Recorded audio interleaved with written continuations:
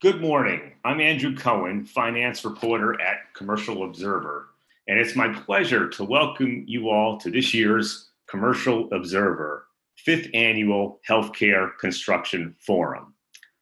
While the healthcare industry is ever-changing with new policies and regulations, demand for new healthcare facilities and facility upgrades continue to grow. The pandemic ignited greater demand for new technologies, repositioning current spaces, increased outpatient facilities, and a future-forward approach to healthcare construction. The unpredictable and fluid impact on the healthcare industry will continue to require new technology and research facilities, which influence decisions about new hospital locations, design, and functionality. Today, we explore how healthcare is advancing new technologies and research, cutting-edge advancements, innovations, the demands driving the healthcare construction industry, emerging best practices, and how they are competing to create high-functioning, efficient, and well-designed spaces.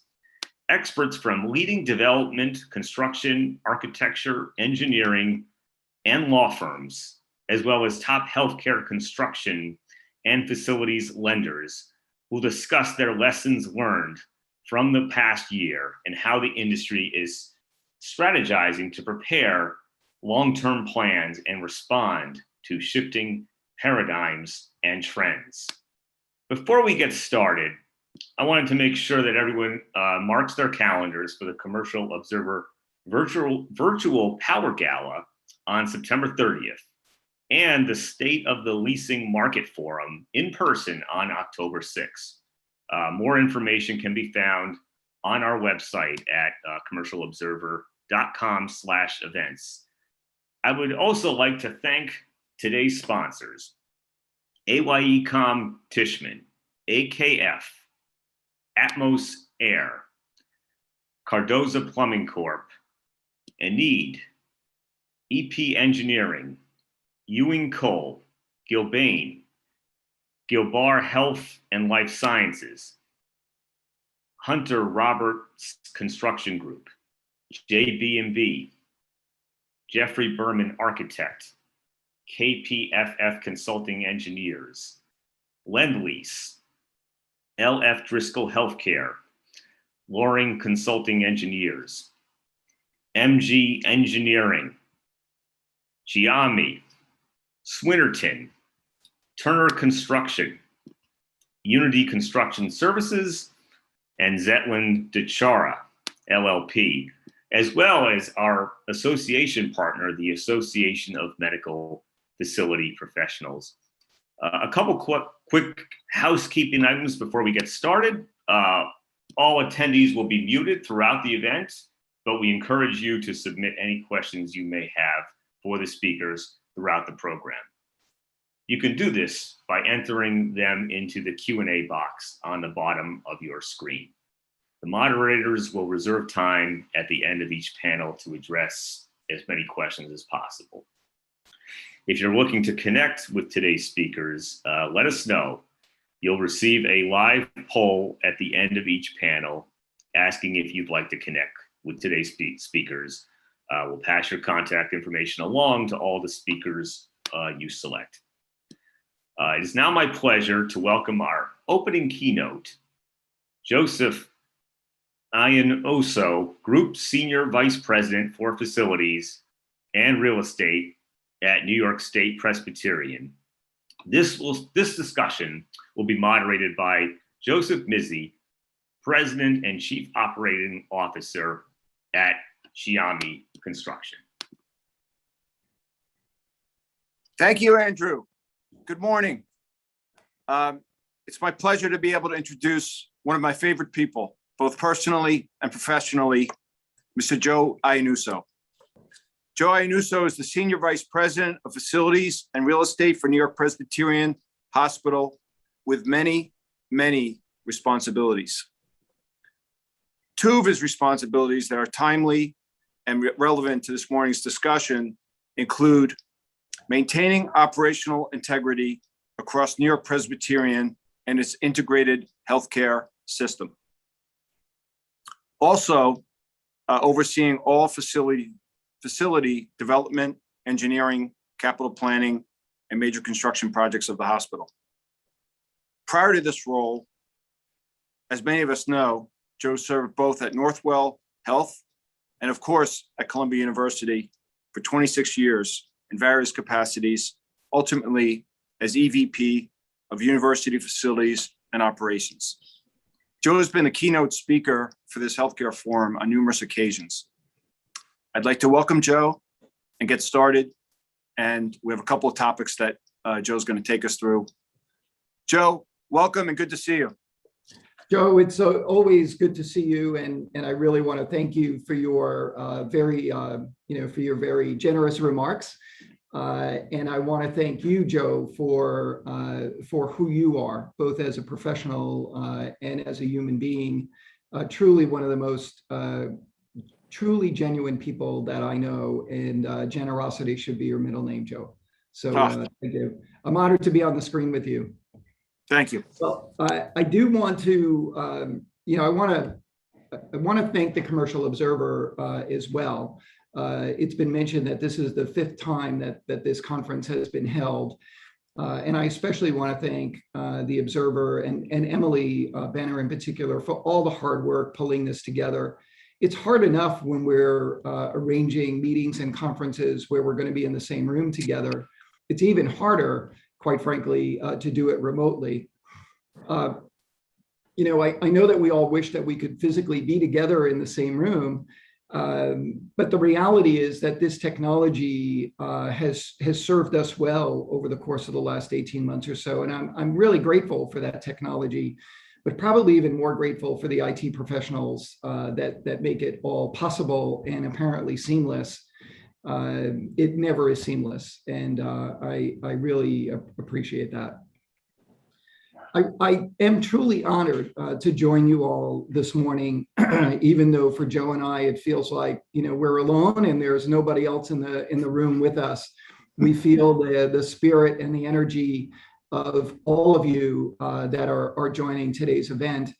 And I think it's an interesting metaphor, the fact that while there may only appear to be 2 of us on the screen, the reality is every one of you who are participating in this conference, regardless of where you're participating from, are part of the support machinery that make everything that's going to be discussed today possible. So I do think it's an appropriate metaphor, not only for the time that we're all living through together, but the reality of what we confront in healthcare every day. None of us do what we do alone. In fact, any success accrues to our teams, our partners, and that's true every day. Now, before I make a few observations about what the reality of the 18 months has been like, I do want to wish you all the best on a personal level for your own health, for that of your family and friends, and to acknowledge that for all of us, this has been an incredibly trying time on both personal and professional levels. I have no doubt that amongst us in this conference today, we've seen members of our family and extended family and friends and colleagues who've been taken ill, and some of whom have passed. I offer a virtual pat on the back, virtual hug, and want you to know that we are all in this together, and collectively we have each other's back. That's incredibly important for us. Now, let's talk about the work at hand as it relates to the responsibilities that we all carry out on behalf of our sector. Look, COVID-19 in a phrase is a gross understatement of the impacts that this disease, pandemic, virus, however we want to describe that, has brought to us. This morning, we're focusing, and for the balance of your day, specifically on the built environment, the nature of how we plan, maintain, operate, design, and build. But the reality is the impacts of COVID, whether economic, social injustice, everything that was an outgrowth of that pandemic continues to affect us all, and quite frankly, will be with us for quite some time. So we all want to look forward and not to the past, but history always teaches us lessons. In thinking about this event, and when Joe and I had a chance to compare some notes together, a lot of bad memories came back, quite frankly. And I'm sure the same is true, Joe, for you and for our colleagues who are with us today. I recall specifically the unprecedented demand on our oxygen systems. I remember walking the oxygen systems on almost every one of our hospital campuses, and seeing the accumulation of ice around these systems that were running pretty much full throttle 24/7. Now, why was that? Well, there were very few treatments for COVID patients, but what was absolutely essential was the reliability of high flow oxygen systems, right? We've moved on from that, but that is a reality. We together, both my team and our industry, I saw a remarkable amount of resourcefulness, creativity, all generated out of necessity. The creation of negative pressure rooms at a moment where everyone was uncertain about transmission, but certainly any procedure that was an aerosolizing procedure, to err on the side of safety, it was best to perform those procedures in negative pressure rooms. So we became very creative with the help of many of our design and contracting partners to do that work. The need for ICU capable rooms. We talk about flexibility in design and flexibility in the way that we build spaces. We've certainly been confronted with pandemics in the past, like Ebola, but nothing at the velocity of the increase in cases and patient load that we experienced with this disorder. We need to be creative about that moving forward. In general, we need to really think about, and I know that there's a master planning session this afternoon, how do we consider and deliver spaces that are capable of flexing to accommodate the types of surges that we went through, not only here in New York City, but across the country. And we need to make sure that we're designing for contingencies to meet the challenge of building in the course of this particular pandemic. It was not easy for any of the professional services, not easy for our frontline men and women of the building and construction trades. It is our obligation together, not only to keep each other safe and our patients and clinicians, but to keep our partners safe, right down to every tradesperson that walks on our campuses or helps us deliver any one of these projects. So we learned a lot of lessons. We learned about the benefit of continued investment in infrastructure. We learned how to be resourceful and creative to meet the demands of this uncertain pandemic and the way that it was unfolding. We also learned, of course, or underscored how we all need each other, right? We all rely on each other every day, and we need to continue to do that. Of course, I don't believe that we would have been able to be as resourceful or creative had we not been making consistent, reliable investments in infrastructure along the way. Everything that we learned from Sandy that was applied became the basis for our success. I want to move from COVID for a minute and just mention the other unfortunate reality about unprecedented weather. Joe, it's not so unprecedented anymore. When we break records week after week, August 21st and 2nd, Central Park recorded 1.9 inches of rain in an hour. Well, that record was totally blown away the following week when on September 1st and 2nd, we recorded 3.1 inches of rain in an hour and more than 7 inches of rain in a 24-hour period. Nobody designs for that. Not any of our hospitals, and we are probably collectively at the forefront of envisioning things that few others do, and then ultimately designing and building for them. but that level of inundation is well beyond even our planning horizons. The question for us, and I leave this with us, is how do we as a healthcare community, how do we plan for that together? What do we do as a community to make our needs known? The reality is for us, when everyone is asked to stay home and stay off the roads, when roads are closed, that does not apply to us. We and our teams, our nurses, our doctors, our food service workers, in many cases, our construction teams must find their way to our facilities. And we need to think about that and every aspect of that along the way. How do we broaden our thinking? How do we really rethink resiliency? We have an awful lot of work to do together. And the last thing that I would mention is when we are forced to be resilient and forced to be creative and respond to things that no one can envision, we always need to do that in the safest and most reliable manner. And I can tell you firsthand, watching what was done, at least across the NYP enterprise during COVID, and even in response to Hurricane Ida, the absolute commitment from all of our partners, from all of our line trades folks who help support our jobs, safety was never put to the side.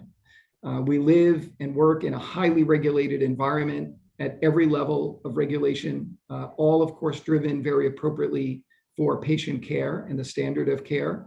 But all of you in this conversation this morning should take great credit and pride in the way in which that work is delivered every day on our behalf. That's it, Joe. You wound me up. Joe, perfectly said, and a great way to kick off today's forum. And I thank you for your leadership, both at New York Presbyterian Hospital and also at the New York Building Congress, where you have been a leader of our healthcare committee as a trustee of the Building Congress, and I look forward to collaborating with you and our industry on these initiatives that you've laid out. So, thank you so much, and thank you to the Commercial Observer for allowing Joe's remarks, and we'll look forward to a great day. So thank you, Joe. Thank you, Commercial Observer, and thank you, everybody.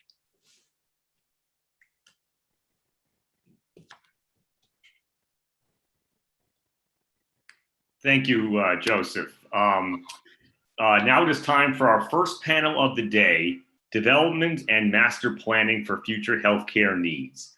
This panel will be moderated by Christopher Shaw, Vice President and Healthcare Leader at LF Driscoll Healthcare.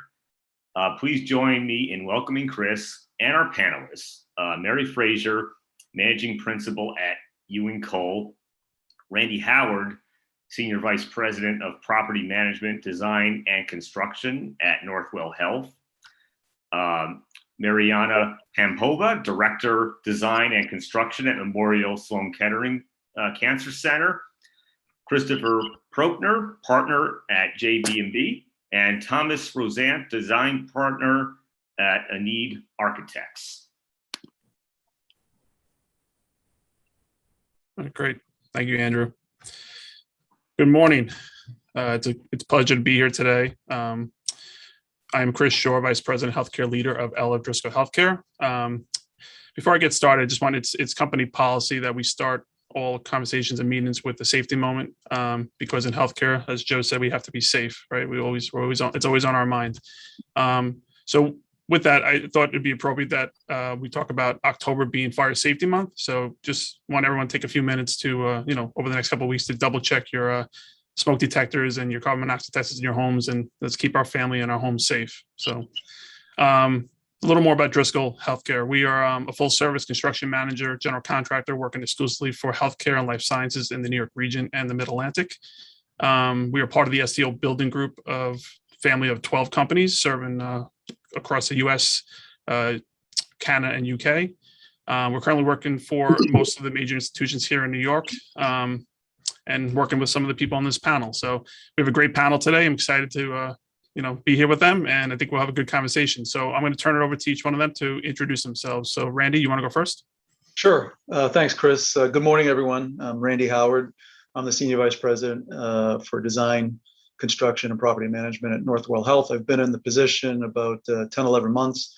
I've been at Northwell Health for 13 years, mostly in acute care, but involved with a lot of the capital investment projects that we have going on. And I'm excited to be a part of this panel and discuss some really weighty topics with the team. Okay. Mariana?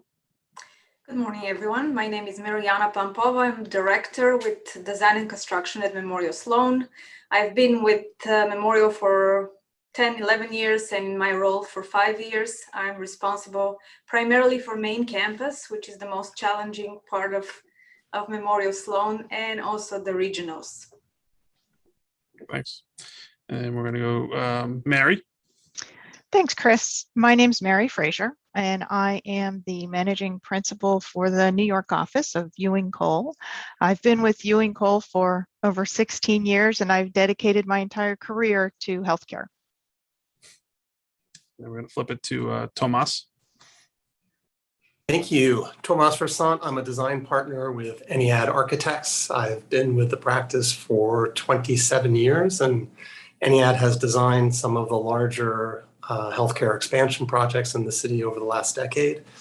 And I really believe that design thinking has yet to really change healthcare. And so I hope this next decade we really get to that. And then last, Chris. Thanks, Chris. And I just want to let you know, I just changed the battery in my smoke detector. It was chirping in my house, so following the safety protocol. Good morning, everybody. I'm Chris Prochnow. I'm a partner at JB&B Consulting Engineers. Been with the firm for 31 years, partner for 15 of those, and running our healthcare division for the last 12 years. Oh, great. So we're going to kick question one off. Something we all want to forget about, but we have to talk about it. So I want to get out of the way. Let's talk about COVID. What has the pandemic taught us, and what topics are rising to the forefront as we master plan healthcare projects going forward? Mary, you want to start? Sure. Thanks, Chris. I would say many of the things that we're doing and implementing, Joe spoke about within the keynote. The first is agile design. So how can we design flexibility that is easily accommodated and easily changed if a pandemic would occur in the future? Things such as the ability to flex a room from med-surg to ICU, the ability to use PACU spaces as overflow inpatient spaces when needed. How can you make an emergency department have an ability to double its patient load without having to resort to any exterior type of construction method? And how can we do that really almost on the flip of a switch? So that flexibility is very important. Also, there's a lot of discussion about how do we bring appropriate care to the patient, not only within the hospital and ambulatory setting, but within their home, and what does that do to what we need to build within a hospital setting? And then one of the other things that Joe also touched on is how do we bring wellness for staff into the planning that we are doing? Many times when we're working on projects, the thing that I so appreciate about healthcare, individuals in healthcare, is it really is all about the patient. And many times it's so much about the patient that they'll give up space for staff because of a competing requirement that a patient needs. But with the stress that COVID has put on to our staff in healthcare facilities, and some of the recent research that shows up to 40% of nursing is looking to leave or change their career due to the stress from the pandemic, we are really seeing a refocus to those staff spaces, and how do we provide appropriate space for staff to work in, but then also to receive respite and care when they need to throughout the day. There are definitely many mechanical items and ideas that we've been working through, and Chris can speak to some of those. Take it, Chris. I guess that's my cue. Yeah. And before I get going, I assure you, I did not take notes when Joe Iannuso spoke. I tell you, almost in order, he hit every element that I was about, what I'm about to talk about. But as a prerequisite, we all know that COVID is an airborne contagion, and the infrastructure systems that we need to look at to mitigate this virus is basically the oxygen systems and the air systems. But the four categories that we have, as we take these lessons learned and apply them in our mechanical design, the four categories are redundancy and resiliency, incorporate the surge of patients into the design of the space. How do we accommodate that sudden surge? How do we protect the healthcare workers, right? 14-hour shifts in PPE, all gowned up with face masks and other masks. It's tough. So how do we give them a break? How do we best protect them from the virus? And how do we maintain business continuity, right? It's almost like cancer and childbirth kind of took a pause for almost 18 months as we're trying to, treat people with this very bad illness. But just touching on redundancy and resiliency, bulk oxygen, as Joe had mentioned, some of the things we're looking at now is how do you size vaporizers so you can accommodate the oxygen flow that's required when you have a pandemic. But a COVID patient takes up to 10 to 15 times more oxygen flow rate than a standard patient. So how do you size your vaporizers? Do you look at just ambient? Do you look at steam? Do you look at electric? If you have a concurrent failure with power, do you put that electric vaporizer on emergency power? So a lot of these lessons learned we're trying to integrate into our master planning and design efforts. From an air perspective, right, the minimum air change rates for spaces is 6 air changes for typical patient care spaces. But if you design these systems, whether it's a renovation or a new construction, with 12 air changes, now we've got that better airflow rate. We've got more air dilution, all helping in terms of, diluting the contagions that are in the air. We'll elevate air filtration, MERV ratings, right? FGI says MERV 8, MERV 14 for minimum ratings. Many of our projects were at MERV 14/HEPA, right, to keep that air as clean as possible within spaces. Again, accommodating the surge, like Mary said, PACU spaces, transforming those. A lot of the design now out there for patient rooms is single patient rooms. Maybe we design the head walls for multiple power outlets and oxygen outlets to accommodate doubling up in those rooms. So a lot of different ththings, obviously, they're looking at from an MEP perspective that we have to work as a team with the architects to make happen. Thanks, Chris. So, with COVID, a lot of projects were being deferred and being delayed. So we're going to say there's a lot of pent up activities out there. So, Mariana, we want to talk about, one of these, have a conversation about how is the design and the CM industry prepared for the surge of master planning that's hitting us now and going to continue over the next year or so. Yeah, you hit it in the head, nail in the head. We also put all of our plans on hold for the last 18 months, and now we're dusting it off and calling architects and CMs, and we want everything done yesterday. So how is the industry prepared for all this? Mary is smiling over there. She knows about it. I call her daily. So what you have up your sleeve to help us out, to bring these master plans sooner than what is the standard time? And the other question I have is, how are you dealing with the 100% vaccination policy that we all have now? Do you see an issue with it? Mary, you want to jump in? Sure. Well, let's just start with the last item, the vaccination policy. Well, I can say happily, our firm is 100% vaccinated, especially the New York office was relatively quick to jump on the opportunity to get vaccinated. So that really has not presented any challenges for us.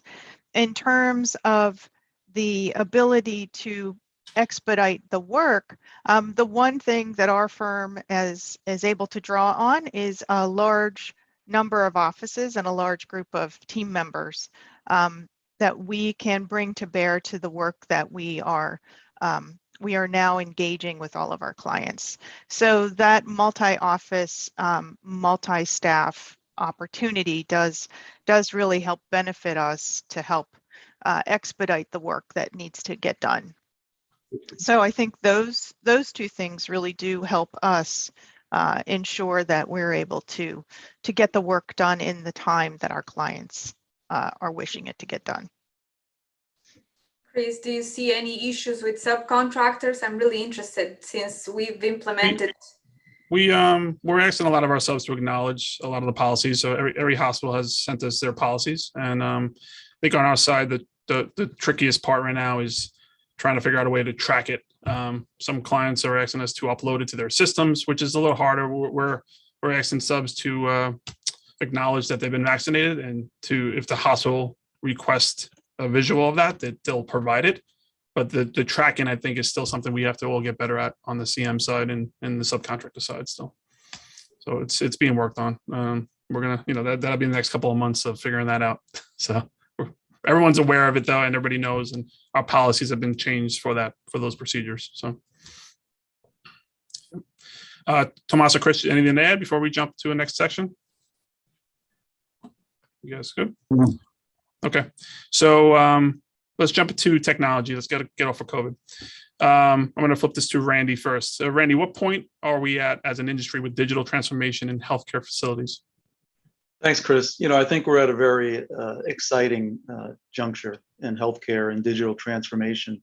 So many of our senior leaders talk about what we're all about in healthcare, or how do we define ourselves, and it really comes down to people, processes, and technology, right? And the technology component drives so much of everything that's in a healthcare facility or outside of a healthcare facility, but related to healthcare.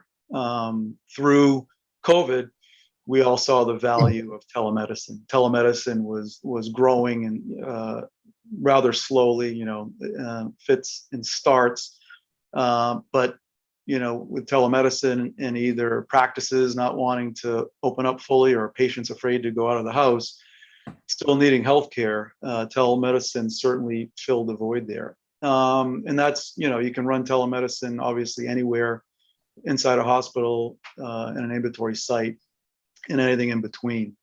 And more rigidly within the hospital are the physio monitoring, all of the advances and reduction in size and physio monitoring, and where those digits can be sent to, or where those electrons can be sent to monitor the health of a patient, really speaks to what will be the vision of a hospital in the future, right? As we embrace telemedicine, as we embrace what we can do physio, and we continue to transform and transition, it could very well drive, I guess, eventually, where less work is performed in a hospital and maybe more in an outpatient facility. That's not a new idea.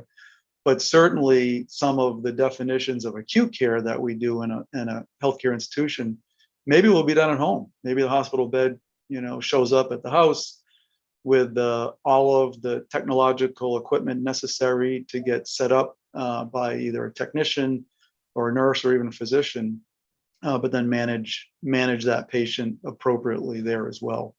Back to sort of the traditional inpatient setting, a lot of advances in the interactive world with patients, right? There's a lot of systems out there, either Get Well Network or TVR, that provide well beyond just entertainment and can facilitate patients taking care of their own health or guiding their health with their healthcare team in a hospital. Our nurse call systems are no longer just like a cup and string, but they actually provide huge value and different ways of communicating, and can transition over to cell phone and wireless technology as well. And I guess lastly, and this was another program that's been around in all of our facilities for years, but certainly ramped up in its utilization during COVID, and that's eICU, where you can really enhance the coverage of very ill patients remotely, right? There's a primary care team on site, but backed up by very sophisticated technology, very intelligent, very compassionate clinicians monitoring what's going on, being able to see all of the bio data coming across the screen in real time. So again, I think we're at a real important juncture, and COVID has been sort of the stimulus to really push us over the edge. And I know here at Northwell, and I'm sure it's at all my colleagues' sites as well, really embracing that technology component as part of that triad, people, process, technology, to help drive enhancements in our healthcare environment. Thanks, Randy. Tomas, you want to discuss your perspective on telehealth? Let me just start first with just digital convergence in general, and then I'll jump to telehealth. But it's super exciting time right now. I don't think the smart hospital, the thinking hospital, has yet been realized. I personally haven't come to that environment yet. And I think we're on the doorstep on new capital projects that are in the pipeline now, or new master planning initiatives to really herald in the day of the smart hospital. So let me explain what I mean. Right now, commonly, I think it was just discussed, there are kind of separate silos. There's the UX, user experience IT, there's the medical IT, and there's the operational IT. And I think in the future right now, we have to merge all these, and we have to commit to merging them when we start a project. Because if you commit to the smart hospital where this digital platform is merged, you're actually designing a different hospital, a more affordable hospital, a more efficient hospital, and you'll need different program spaces and different technologies. And I think if systems commit to this, there'll be a real upside to both the patient experience, medical efficiency, patient outcomes. So let me explain what I mean. Right now, without new technology, Cisco doesn't have to invent something, just using things like RFID grids, state-of-the-art cameras that can really sense things and get much more detail. We actually can design a digital platform that gives a dashboard to how spaces are used and utilized. And my big kind of pet peeve is I think hospitals are overbuilt and underutilized in many spaces. So let me give you an example of what could come out of this, just one. Consider, for example, the end of waiting. Imagine just-in-time delivery of the doctor, the patient, and the nurse practitioner to the exam room at the exact same time. I don't sit there in my gown for 10 minutes waiting for someone to call me. Imagine what that means at the end of the day. Could I squeeze in 2 more exams? Do I need to build fewer exam rooms? Or imagine the waiting room on a clinical floor, 500 square feet of seating. Maybe I could build that space that Mary's talking about to take care of the caregivers and de-stress them, maybe give them access to nature. But the point is that digital technology, if converged, can unlock much greater efficiency, right? And I believe all of us here today have to make healthcare more affordable, more efficient, and ultimately more pleasurable. The other thing that this would do in terms of master planning is I've yet to meet a COO or a executive vice president of finance and capital projects who really has visibility into how spaces are used. And if we built hospitals this way, master planning would change, because in real time, I'd have heat maps aggregated over months, weeks. I could arrange it any way I want that tells me really what's happening in spaces. So instead of hiring Mary to come look around and collect data, you can go straight to Mary and say, I've got 30,000 square feet I know is not being used. What should I do with it? So I think when I start master planning projects now and new capital projects, I always immediately discuss IT and its convergence, because it's going to change the game. And I Excellent. think actually to jump onto that discussion that Tomas was having, we also have to look at how technology can allow us to affect the social determinants of health, and how do we bring healthcare into the community in a way that all communities can access it in an equal manner.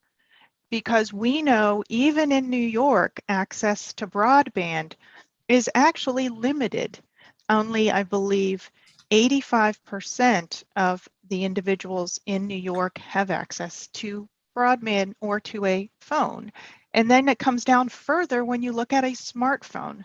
So when you look into different areas within the community, we have to see how can we begin to look at ideas, similar to Mamava, which is something, I don't know if everyone has seen, but it's the pods that moms can use for pumping in various locations throughout the community. How can we begin to use technology to begin to bring care ideas such as that into people's daily lives, so it's not a challenge if they need to have an interaction with a clinician that is not virtual, that is physical, that's easily accommodated within their daily routines. And I think the technology and this digital transformation component will allow us to do that. And it will create a whole series of new types of spaces that we haven't even thought about yet. And I think, Mary, in terms of the telemedicine concept, pre-pandemic, there was a lot of resistance to it. And then during the pandemic, the systems flipped the switch. And suddenly it's rampant and the genie's not going to go back in the bottle. But, the old model of seeing a patient in a medical office building on Monday and then going to the operating theater on Thursday, I'm creating redundant space. And I think we all have to lean in and embrace telemedicine to see how we can do more with less space. And as Mary said, get more access to healthcare. So for example, the systems really could come up with these telepods that have all the medical equipment in them and self-sterilize. And they could be in CVS's or 4 of them in Grand Central Station or in the bottom of my office building. And suddenly I'm saving time, I'm having a better telemedicine visit, and the whole system is becoming more efficient. It's very exciting. And just to add on to what Tomas and Mary just said, how this all manifests itself in the MEP world, IT is now being termed the fourth utility. So it's something that's out there. It really needs to be managed and designed. And as we're in this digital healthcare renaissance, you may not know what you're designing to. We have one client that said to us, we want to be the most technologically advanced healthcare system out there, but we don't know what that means yet. So convergence is a big thing. Bringing it all together, I think we're grouping, what we're starting to do is what we're calling an OT network and an IT network, where you have an operational backbone and a healthcare applications backbone, or an IT network. And the operations would be your central plant, your lighting and your security systems, but then create a backbone for your IT applications on the healthcare side for things that you do know, your RTLSs, your voice over IP, patient experience software, all those kind of great things that are out there that are known. But then all these MIOT things that we don't know about, how do we create these on-ramps and off-ramps? So as these systems get developed and ideas get developed over time, not so much even in the phase of a new project that may be a 5 or 6 or 7 year time frame. If you're looking at a campus that's got a 50-year time frame, how do you build on these backbones that we're creating? Wi-Fi 7 is coming out in 2024, right? The 300-foot distance between IDF closets to the furthest, PoE point is going to go from 300 feet to 250 feet. So do I need more IDF closets per floor? We designed a project that started with 2 closets with a spare. We're now up to 2 racks per closet. We're now up to 5 racks in that closet, and we just broke ground on the project. So where does all of this digital information go, and how do we store it all? And it'll be a little bit different on how we design healthcare projects. Thanks, Chris. Thanks. That was a good conversation there. Let's switch to we're gonna run out of time in a few minutes. Let's talk about best practices, and you guys touched on all this already with technology. Obviously, that's going to be part of that discussion. But Randy, what are industry best practices for development of program requirements in support of the master plans? Yeah, it really all starts here, right? It's as I try to talk to my colleagues and peers, I try to remind them that not everything is a project, right? It's really satisfying a need. We should be demand management in terms of what's the need, and have we really developed the program requirements fully? because what happens when you don't, of course, it usually becomes disastrous, usually in terms of scheduling and budgetary concerns. I've spent some time with some of my peers at various health systems up and down the Eastern Seaboard, getting a sense of what they're utilizing in their shops to do that. And it's been an eye opener, and I've incorporated some of that in my role here. And it really comes down to really interactive and frequent communication with the requester, right? With our teammates in our health system. What's the need, and how do you envision that? Of course, when you back up from that, it really boils down to, strategy. What's the strategy for that area? What are the business plans that are supporting it? And so what part of that strategy do you want to define now? What discipline or disciplines? What size are you looking at? What type of volume? So that from there you have real data to build off of and develop the overall program requirements, as opposed to, looking at an area, or back in the day, right, when we were putting another wing on the building, or we thought we needed another wing, we would just say, put something over there, right, and build it up, as opposed to what's the overall assessment and analysis of, once you get past the strategy, and then your campus as a whole, which gets into the master facility plans that were mentioned a few minutes ago. And from that, you cascade down all the way through doing a budgetary analysis, needs assessment, and then sitting down with an interdisciplinary group to help actually put pen to paper and design something that meets those needs from the upstream. So that when you put down pencils, with a great deal of confidence, as opposed to flipping it. And I think sometimes we get into that mode where we're not sure what we want, and we're driving through it. And then at a certain point, we realize we have to make a major adjustment. And at that time, we've invested, a lot of people's time, effort, and of course, money into that. So, I think it really gets down to that really hard discussion of, what's the need? What are the program requirements? Not the project requirements, but what's the program? And how does it align and synchronize with your overall strategy and your business plans? Thanks, Randy. I would Mariana, even you want to add to that? If I just can add, I would even go a step backwards and say, what is the driver? Is it a growth? Is it economic change? Is it, like COVID change? What is the driver? And then prioritize, because as we know, as you, Randy, said, sometimes we have an idea that is 5 years old, but things have changed, and we're acting still on a 5-year-old idea. So actually the driver is the first thing you have to, what are we getting out of this master plan? And then prioritizing, because we can't get it all. Obviously, this is not the Yep. Yeah, Mariana, it's absolutely correct. I mean, there's been a couple of activities I've been involved with, and and I mentioned, I just simply asked the question, what's the program? What are you trying to do? What's the need?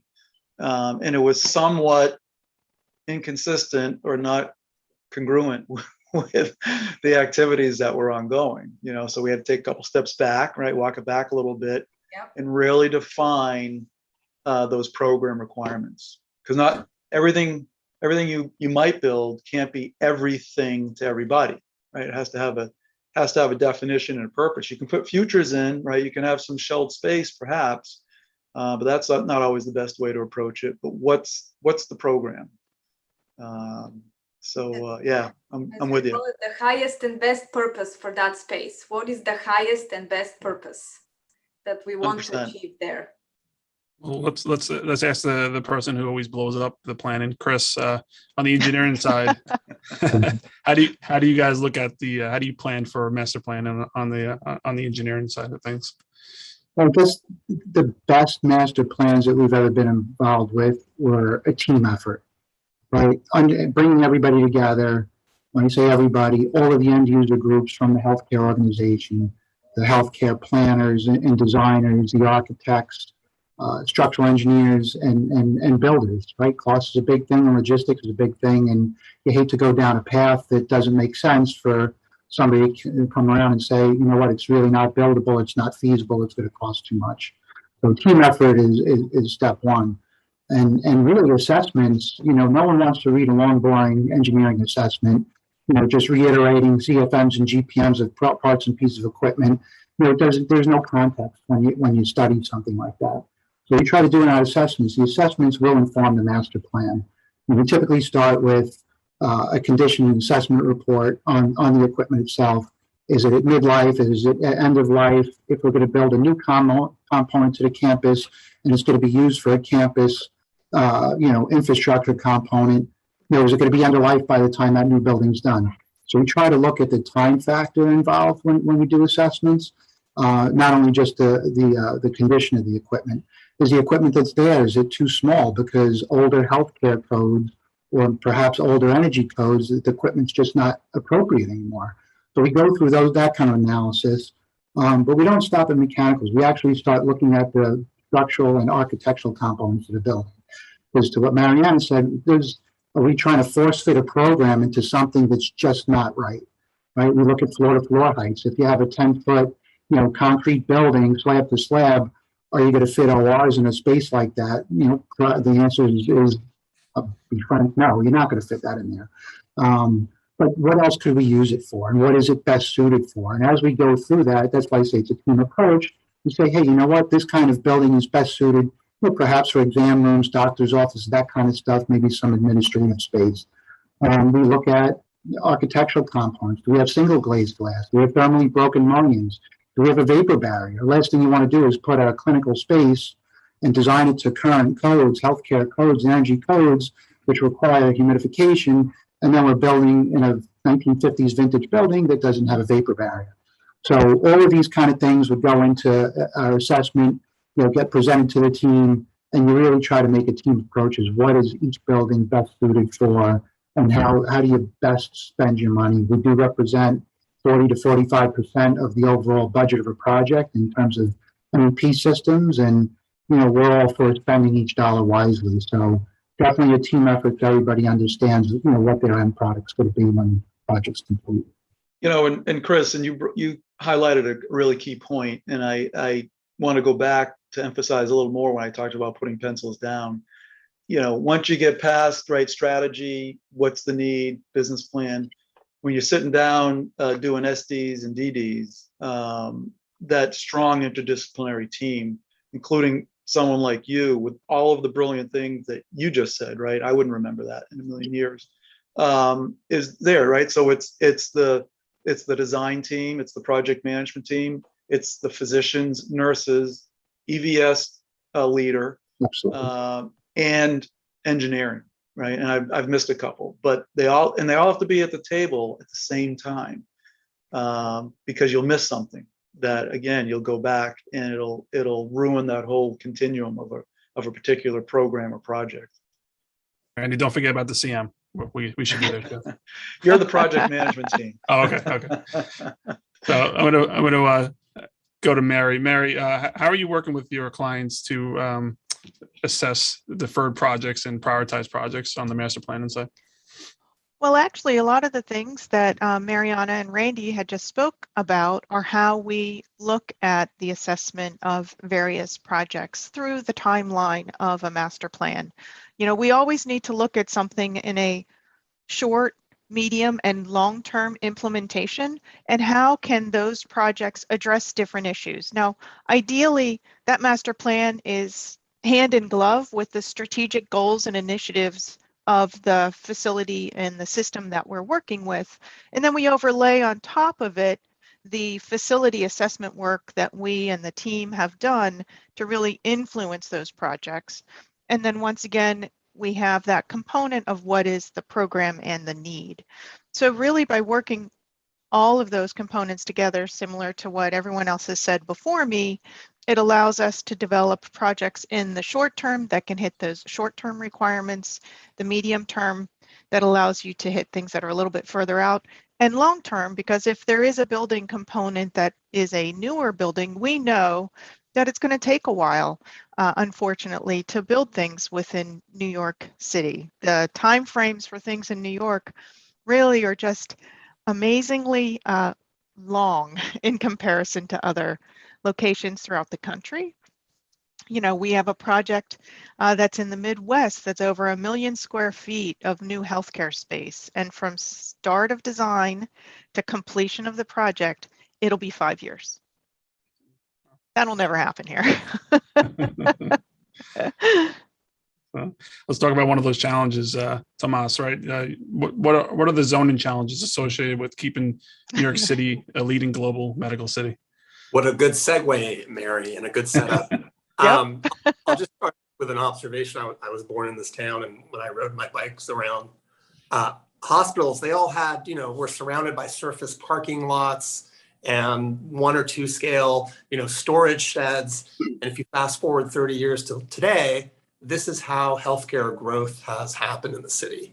And today we've run out of space. And most of the major new capital projects and master planning visions, there isn't the FAR on the table. There isn't as of right zoning. And, starting now, more and more projects will go through city planning or the BSA to find approval. So those of us doing master planning and new capital projects, you really have to plan for this process. It adds at least 1.5 years to the schedule. Most systems can't afford to go at risk, paying the design team millions of dollars at risk. They want to wait to know that they have regulatory approval. So that takes time. But we're also in a moment right now where private citizen groups really are gunking up the works. They're more than happy to file lawsuits to slow down projects, even if they're baseless. And that can also add 2 years to a project. So New York City is a very challenging place. And specifically right now that all the systems are mostly built out, the future is going to be very hard to find the space we need to grow. And so I'll leave Joe Mizzi and Joe Iannuso with a challenge because I'm powerless to do this, but maybe through the New York Building Congress, the healthcare systems of the city should really assess conceptually the growth needs and sit down with city planning to really rethink the zoning of hospitals. Because I think one of the special things about New York City as a global first city is that you can be ill anywhere in this town or almost anywhere and be no more than 2 miles away from first-class care. And many of us worry that in the next decade and the decade that follows, because of the real estate costs and zoning constraints, that might go away and more systems might move to the periphery of the city. So I just think it's incumbent on all of us to really keep our eye on zoning and try to get some zoning reform in this town for the future growth of hospitals. Tomas, I think we're almost out of time. I think we can all talk all day, which I would love to do that with you. But there is one question. Let me read it. Considering the short lifespan of perfect match between clinical activities and facilities due to the ever accelerating change in technology and market demand, would it make sense to shift the investment from facility to treatment equipment and possibly FF&E to address the clinical needs in lieu of facility, if possible? Anybody want to address that one? Well, I think that I can speak to one concept that we have utilized actually with Memorial Sloan Kettering to address some of those flexibility issues. And it has been shifting to more utilization of modular systems such as demountable partitions, casework that's easily removed and changed, or even interior panels for walls that can be taken off, allowing technology to be changed on the interior. And this is something that we have been utilizing on projects. I can say that when we first started utilizing this technology on the Westchester project we did a number of years ago, it really was just an initial concept. but now we are seeing much more use of modular demountable systems to help facilitate change as needed. Definitely. Definitely, building flexibility into building systems, that's our angle. And just to give an example, actually for Memorial and another project that's actually going on right now, there were times medical office buildings, right? But as time goes on, a lot of procedures that traditionally were done in hospitals are now getting pushed into medical office buildings, and the cases are getting more and more acute. So even though a medical office building may be considered a B occupancy, the MEP systems that we've been designing for them are really hospital grade systems. So as these more acute procedures get pushed into the MOBs, quote unquote, over time, 10, 20 years out, whatever it is, we see it happening right now as this one project's under construction. They could address it. When we did 74th Street with Mariana's group, the Koch Center, no inpatient beds. At the 11th and a half hour, they added 16 inpatient beds. And all the MEP systems were there and were able to support it, completely code compliant from a healthcare perspective. So flexibility is absolutely huge. And again, spending each dollar wisely and looking at total cost of ownership versus simple first cost is absolutely paramount for the healthcare groups out there. Thanks, Chris. I think we're out of time before we get yelled at. Really, thank you, everyone. This is great. And thank you, Commercial Observer. So, Emily or Erica, I think we're done. Andrew. Thank you. Thank you, Chris. I'd now like to introduce our next panel of the day, Healthcare Construction and Design Best Practices in a Changed World, moderated by Jamie Nardello, partner Zetlin and DeChara. Please welcome our panelists, Patrick Burke, Associate Vice President for Capital Project Management at Columbia University Irving Medical Center, Carrie Kremen, Project Manager at AKF Group, Raquel Diaz, Senior Project Executive at Gilbane Building Company, Stephen DeFlora, Senior Executive Director at MG Engineering, and Emily Martone, Director of Design and Construction at Weill Cornell Medicine. Thanks, Andrew. Good morning, everyone. I'm Jamie Nardiello. I'm a partner with Zetlin and DeChara. We're a full-service construction law firm representing a lot of the contractors, developers, architects, engineers in New York City and around the country. And we're really excited to be here today. I think the last 18 months has had an interesting impact on the construction industry, and we've seen a lot of our healthcare clients pivoting to adapt to the changes thrown at us by COVID-19. So we have a wonderful panel who's really been entrenched in the development, design, and construction to talk with us today about the best practices in healthcare construction and design in response to a changing healthcare landscape. So I'd like to just ask our panel to very briefly introduce yourselves. Carrie, let's start with you. Hi, I'm Carrie Kremen. I am healthcare practice team leader in our New York office with AKF Group. We are MEP consulting engineers. And Emil? Hi, Emil Martone. I'm the Director of Design and Construction at Weill Cornell Medical College. Patrick? Hi, good morning, everybody, or good afternoon. Let's see, good morning still. It's Patrick Burke, Assistant Vice President for Capital Projects up at Columbia University Medical Center. Raquel? Hi, good morning, everyone. I'm Raquel Diaz with Gilbane and practice the Healthcare and Life Sciences Group. Stephen? Steve DeFlora, I'm Senior Executive Director at MG Engineering. We're MEP consulting engineers in New York City. Okay, great. So Carrie, let's start with you. AKF has been very active in the design work for some major healthcare projects, such as the Aaron Diamond AIDS Research Center and the Dana-Farber Cancer Institute in Boston. So I'm sure you've been experiencing that cost and schedule are major factors, especially when future pandemics are so difficult to predict. How can a facility strategize on adaptability measures that they should implement? Thank you, Jamie. Yes, COVID-19 has certainly changed the way we approach projects, and I think most importantly, in the very early stages of design. Ventilation and air filtration are, of course, major areas of concern across the board.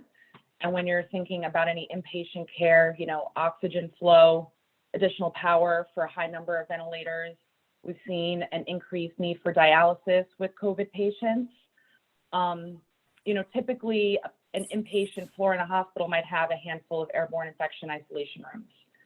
COVID created a situation where hospitals needed every bed in a unit, multiple units, to be negatively pressurized. I think the biggest challenge for our clients is that need is inconsistent and it's unpredictable, right? So how do you assess how much you really want to invest in that ability? So we're designing a lot of systems right now with the capability of switching patient rooms from neutral to negative pressure. And there are a range of ways to accomplish that, some of which using the return system and using manual balancing to get there, or having a full-fledged dedicated exhaust system where, and tracking pairs where you can make this switch at the push of a button, right? And the range of those options obviously has cost implications. Even if we have projects where that isn't a primary goal of the design, if we happen to be installing new infrastructure and we see ways to build flexibility into the system, some of these can be done pretty easily. For example, if you're installing a new air handling unit, giving that air handling unit the capability of handling 100% outside air. In the grand scheme of the project cost, that can be a very marginal uptick and give the facility a lot of flexibility in the backbone of a new building.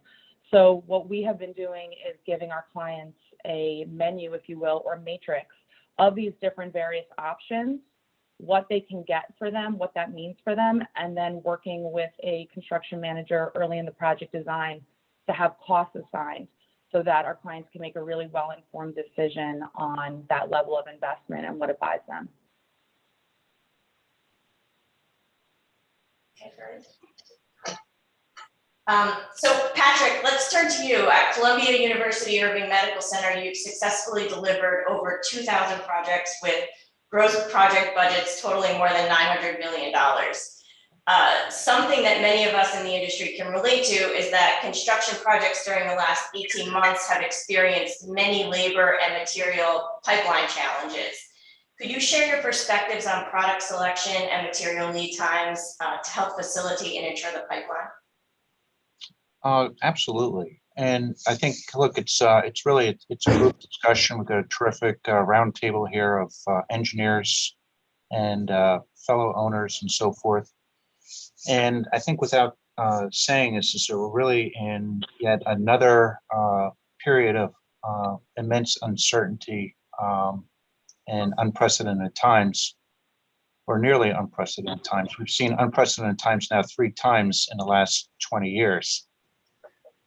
Nonetheless, I think that we have an incredible amount of uncertainty in project deliveries.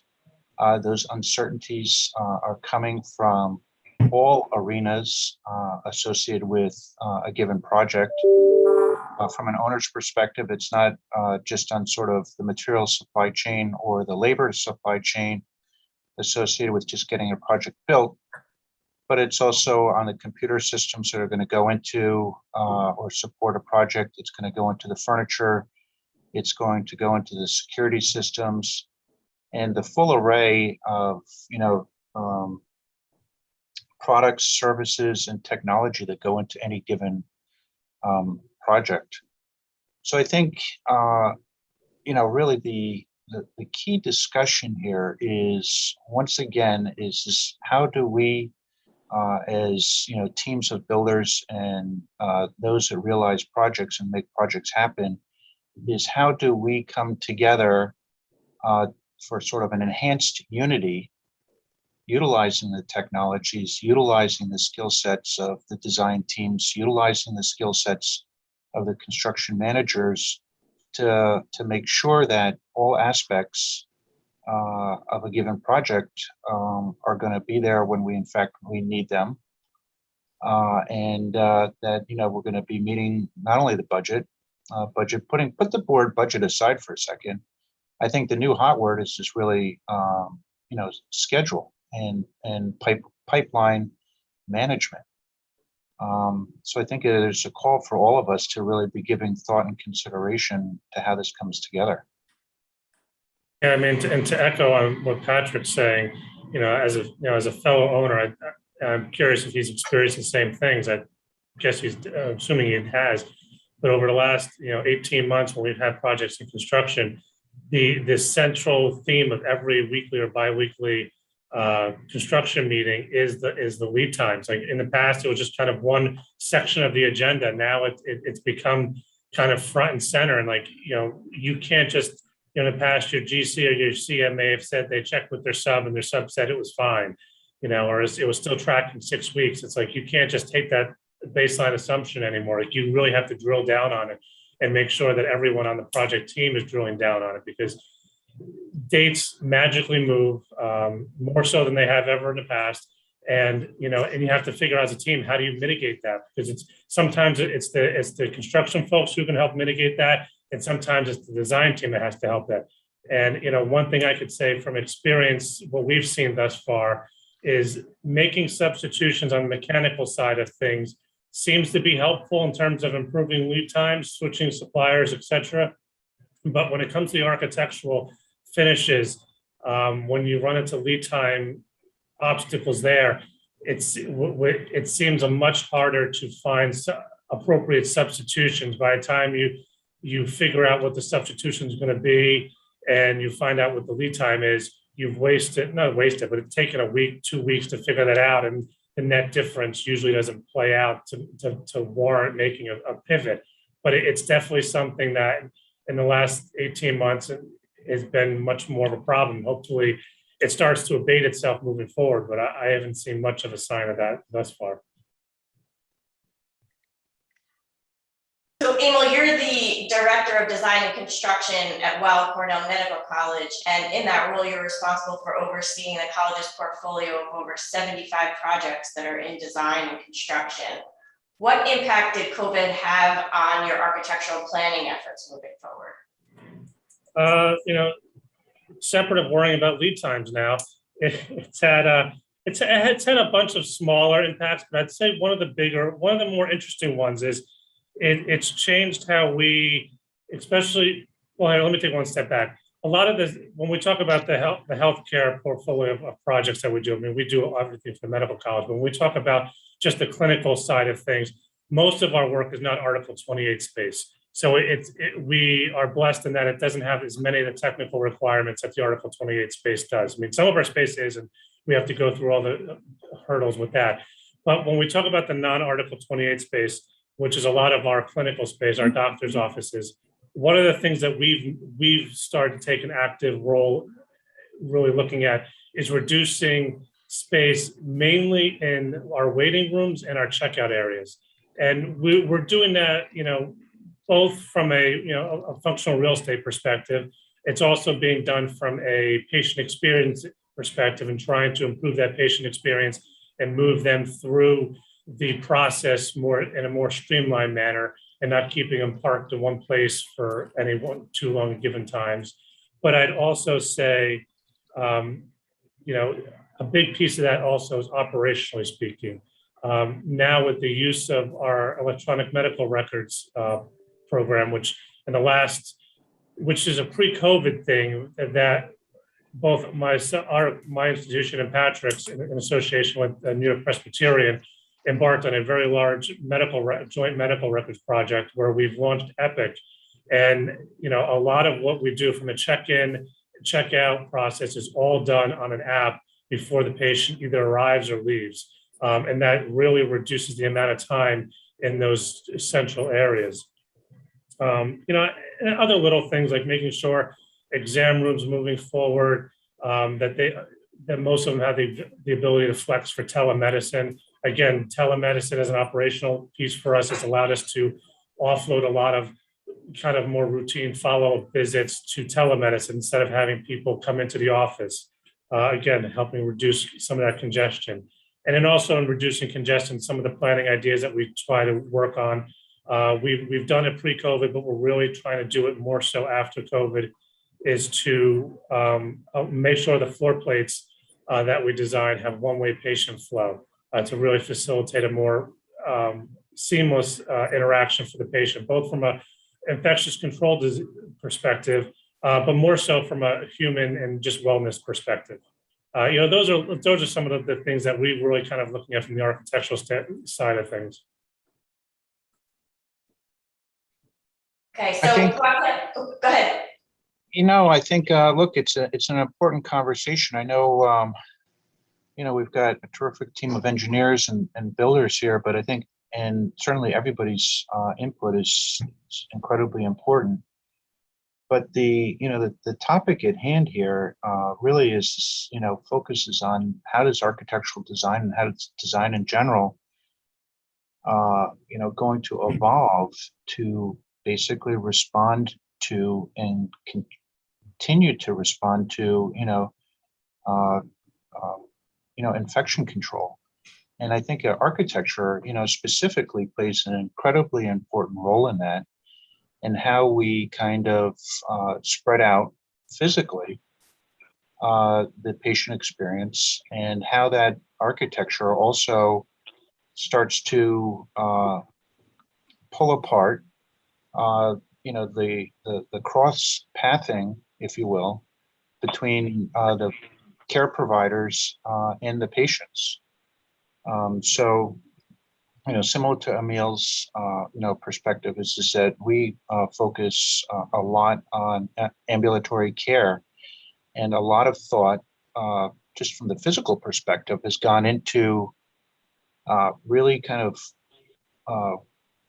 thinking through sort of the patient waiting experience and dissecting that and designing facilities that have enhanced quantities of exam rooms and consult rooms, so that we can get patients, prospective patients, out of the waiting space as quickly as possible, decrease that congestion, get people into that exam space where they're waiting individually, and then to keep, sort of the care providers completely separate from that, and that the only place where you get them together is at the point of exam and consult and so forth. So the architecture is immensely important. The thinking of that's immensely important.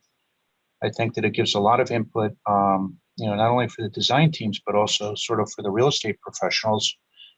Because the truth of the matter is a lot of this can translate into, bigger facilities and the utilization of more square feet, which is certainly great news for landlords in some perspective. Other landlords like us, it's a challenge. And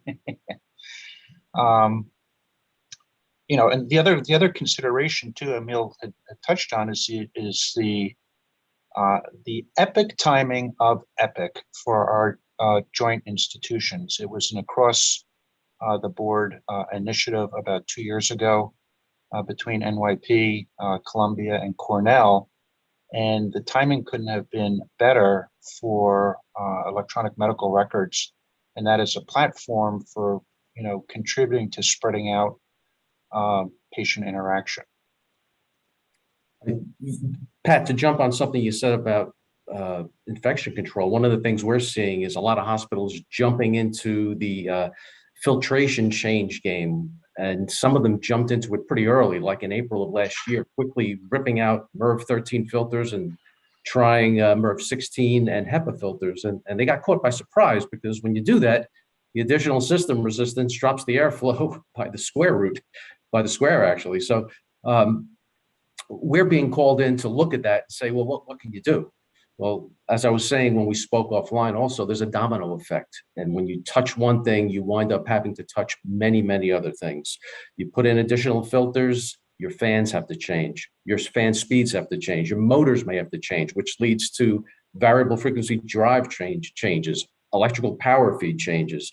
So these are the things that we're looking at. When you're designing a new hospital, you could take that into consideration. You design air handling systems, you can have HEPA filters, you can accommodate the HEPA filters with additional static pressure in the fans. When you're doing an older facility retrofit, it's not so easy. The other thing we've learned is that HEPAs themselves, by themselves, do not knock out SARS-CoV-2, which is the pathogen that actually leads to COVID-19. It does not capture all the pathogens, and that's been proven. So then we look at additional technologies for infection control, electrified air filters, bipolar ionization units, which is kind of new, UVC lamping in the air handling systems.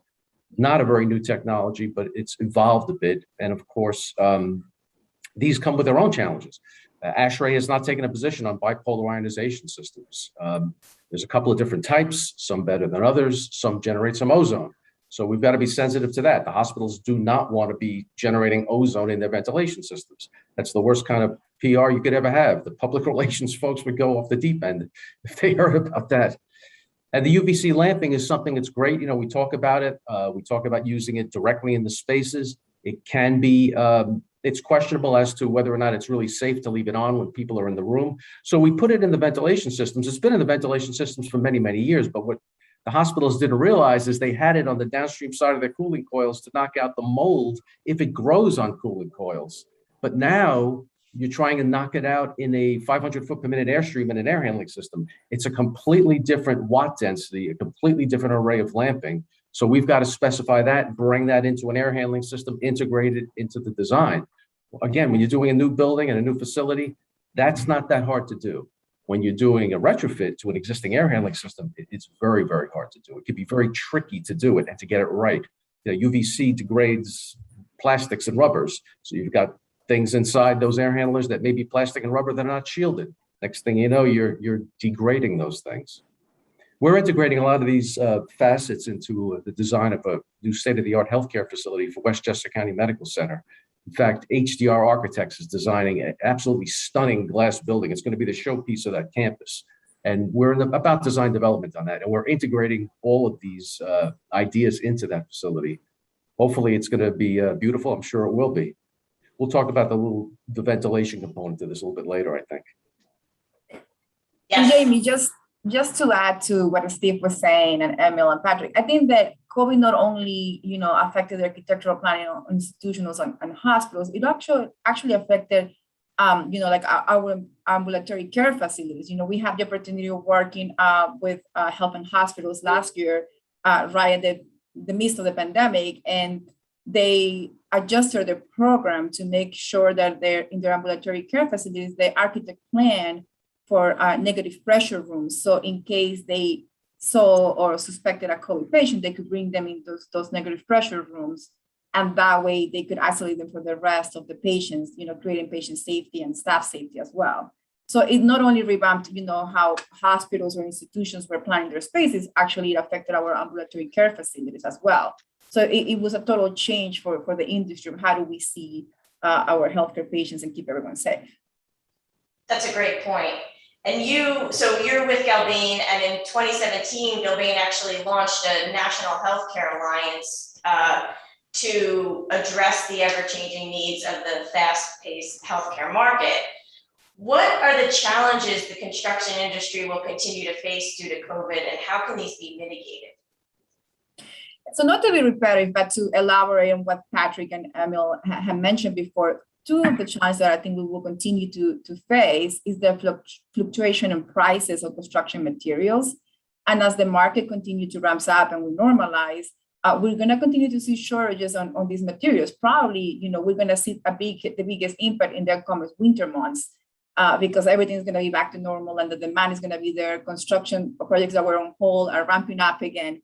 And I think that the way that, you know, we become resilient to this is the constant collaboration with all the key players, architects, engineers, the end users, our institutional clients, making sure that we continue to remain adaptable, flexible, and that there is that constant collaboration on an honest communication of this is what we're seeing and how we react to that, rather than not making decisions on time. So like Emil had mentioned, you know, it's easier to replace, you know, a piece of mechanical equipment with something that might be similar, but it's not the same with architectural finishes. So having that communication with our designers, making sure ahead of time that whatever was specified is going to be available on the line, and not waiting to create a tracking matrix for lead items and just continue to check, by being adaptable and saying, okay, if this is option A might not be available, can we go with option B, and explore those avenues earlier on rather than just waiting till the last minute making those decisions. That is just like an incredible lead in. I think it just builds upon sort of underscoring the importance of a new call for sort of team unity, right? And just the notion of entrepreneurship across everybody, all team participants, right? I think, the architects, the engineers, the designers, and so forth, the notion to really start to drill down at the onset when thinking about materials and specifying materials, to really drill down, with the manufacturers to understand sort of production schedules and where a given factory or material supplier is, in terms of their backlog and working that through, and having a flexibility on the design team, on the ownership side, to really roll with the punches a little bit right now is incredibly important to realizing getting a project to come together across the board. I just can't, we are seeing supply chain issues in unprecedented ways. And the thing that I think is most unprecedented about it is the notion that it is unpredictable, or it has been unpredictable. I think it's a big issue. And so the notion of entrepreneurship and everybody sort of rolling with the punches, rolling up the sleeves, and really kind of drilling this down and bring the suppliers into the equation much sooner, I think is critical to implementing projects. Yeah, no, and to echo what Patrick's saying, we had a project we recently completed in Southampton that we designed and built in 8 months. And I challenged the architects. I said, you cannot specify anything that has a lead time longer than 6 weeks. And, it required them, to work within our, the standard palette of materials that we typically like to use and find some alternatives. Like they had to do a little more homework than they might typically do working day in, day out with us. But to their credit, they did it, and the contractor was able to meet it. We were able to open on time, but it was a constant battle the entire way, and it's on the most random things. Like it's not that like the roofing material doesn't arrive, though that happens too. It's like the smallest widget that stops the entire train. And like Patrick said, the things you just can't predict. It's computer frames, it's computer chips. Well, we all know about the computer chips. Anybody that's tried to buy a car, that's for real. Right. I turned a car into a submarine on the first, and had to drive to Rochester, New York to replace that car. So. And I had a similar experience, last year during COVID that Emil had. We designed with Perkins and Eastman and Gilbane. We designed actually 125,000 square feet of facilities, 3 different ambulatory care centers in New York City, Queens, Bronx, and Brooklyn. And it was built under a year. The first one went live in 6 months. The second one went live at the 8-month mark. And the third one was completed in 12 months, which was the largest one. And just to what Emil was saying, it was unbelievable what it was achieved by the teams, but it related a lot of constant communication and being adaptable. If a material was not available, Perkins worked really hard to replace it, and whatever was specified, they were conscious that it had to be specified something that was going to be readily available. As a matter of fact, they were a partner in contacting the manufacturers and making sure that they were holding the material for us. The lead will give me a call and say, Raquel, you need to make sure your subcontractor has issues a PO right away because they won't hold it, So it was very interesting, that constant collaboration. It was tremendous. The other thing is our client also was very flexible because of course, they want consistency. They wanted the same type of generator, the same type of air handler across all 3 facilities. But when the time came, we couldn't get the same type because, it was a rush. We needed to get it right away. So they were adaptable by saying, okay, I will accept Trane in this facility, and I will accept Mammoth in this facility. That they were able to accept different air handlers just because it was what's available and could meet the schedule at the time. So it just goes back to what Patrick was saying and Emma was saying, it's just constant communication and making sure that we become adaptable to manage our supply chain stress that we're living right now, that we continue to live probably for the next 6 months at a minimum. So Stephen, you've been designing and constructing hospitals, nursing homes, and laboratories for the past 40 years. Are there any unapparent changes you've been faced with when designing ventilation systems, having the various technologies being applied for the elimination of airborne pathogens? Yes, definitely. There's a lot of subtleties that were not obvious. And after the pandemic started, they started to become evident to both us designers, the architects, engineers, as well as the facilities. The real big and vogue thing to do was negative pressure rooms. Everybody wants to do a negative pressure room. And when we started looking into it, you have to realize negative pressure rooms are not governed by a specific code. The FGI guidelines get into a lot of detail about how to do an airborne infection isolation room or a protective environment room. But just a negative pressure room is not really covered by anything. Negative pressure just means any negative pressure you can get in that room. You don't have to be at 0.01 inches negative as you are in a airborne infection isolation room. The problem is you've got a facility that comes along and says, I'm going to do 32 beds on this floor, and I want 28 of them to be neutral to negative pressure. I want to be able to go negative pressure in any one room. What we realize right off the bat is once you put an infectious person in a room that's negative pressure, all that exhaust duct work or return duct work as it was perhaps now just got contaminated. So now what do? You've got to decontaminate all that ductwork. That's crazy. I mean, nobody can actually do that. So we're starting to look at the design in a completely different manner. Now we're looking at it as if there's only one way to do this. We have to go to 100% outside air and exhaust all these rooms. They could remain at neutral pressure all the time. And you could put one person in one room, 5 people in 5 rooms, or you could fill all 28 out of 32 with infectious patients. But if it's 100% outside air, it's the safer approach. But as I said before, there's a domino effect to doing that. If you go to 100% outside air, your infrastructure has to be upsized. All of a sudden, your fans, your air handlers have to be upsized. And there's actually a conundrum that goes on because what do you do about the energy code? You know, for many years, the healthcare facilities were somewhat isolated. They were somewhat shielded from complying with all the energy codes. In recent years, that's changed, and there are provisions in the energy code that specifically address what to do in healthcare facilities. But when you take a system and take it to 100% outside air, you've got an issue on your hands, and you've got to be able to handle that.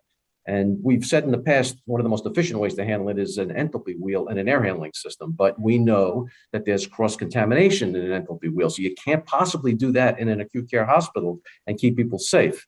So now we're doing runaround coils, which is a coil in the outside air intake, a coil in the supply air, a glycol loop between the two, and a pump to recover energy. So we're preheating or pre-cooling outside air before it comes into the facility.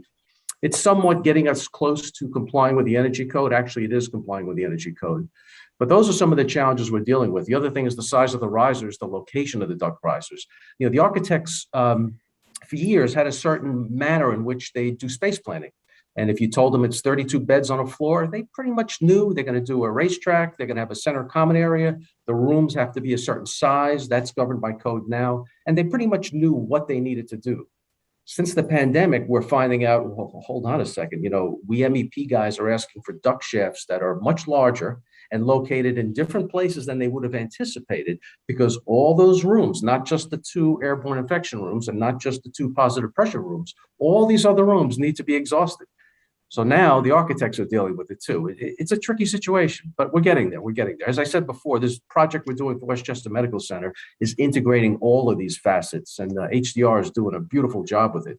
Can't wait to see what this building looks like. That actually ties in really well to one of the questions that we just got from Kevin Chu. It says, it appears that HVAC MEP systems in many building types will likely be more robust and advanced in the future. During COVID-19, New York City office buildings and commercial retail used more energy overall due to increased HVAC throughout, despite the buildings being mostly empty. Are facilities and hospitals prepared for these creeping costs as well? Will greater ceiling heights and more space be needed to accommodate the larger lungs and airways for buildings? Well, you just hit the nail on the head with that, because ceiling space and areas are absolutely going to be larger. There's no 2 ways about it. But the other domino effect is the infrastructure. What do you do with the central plant?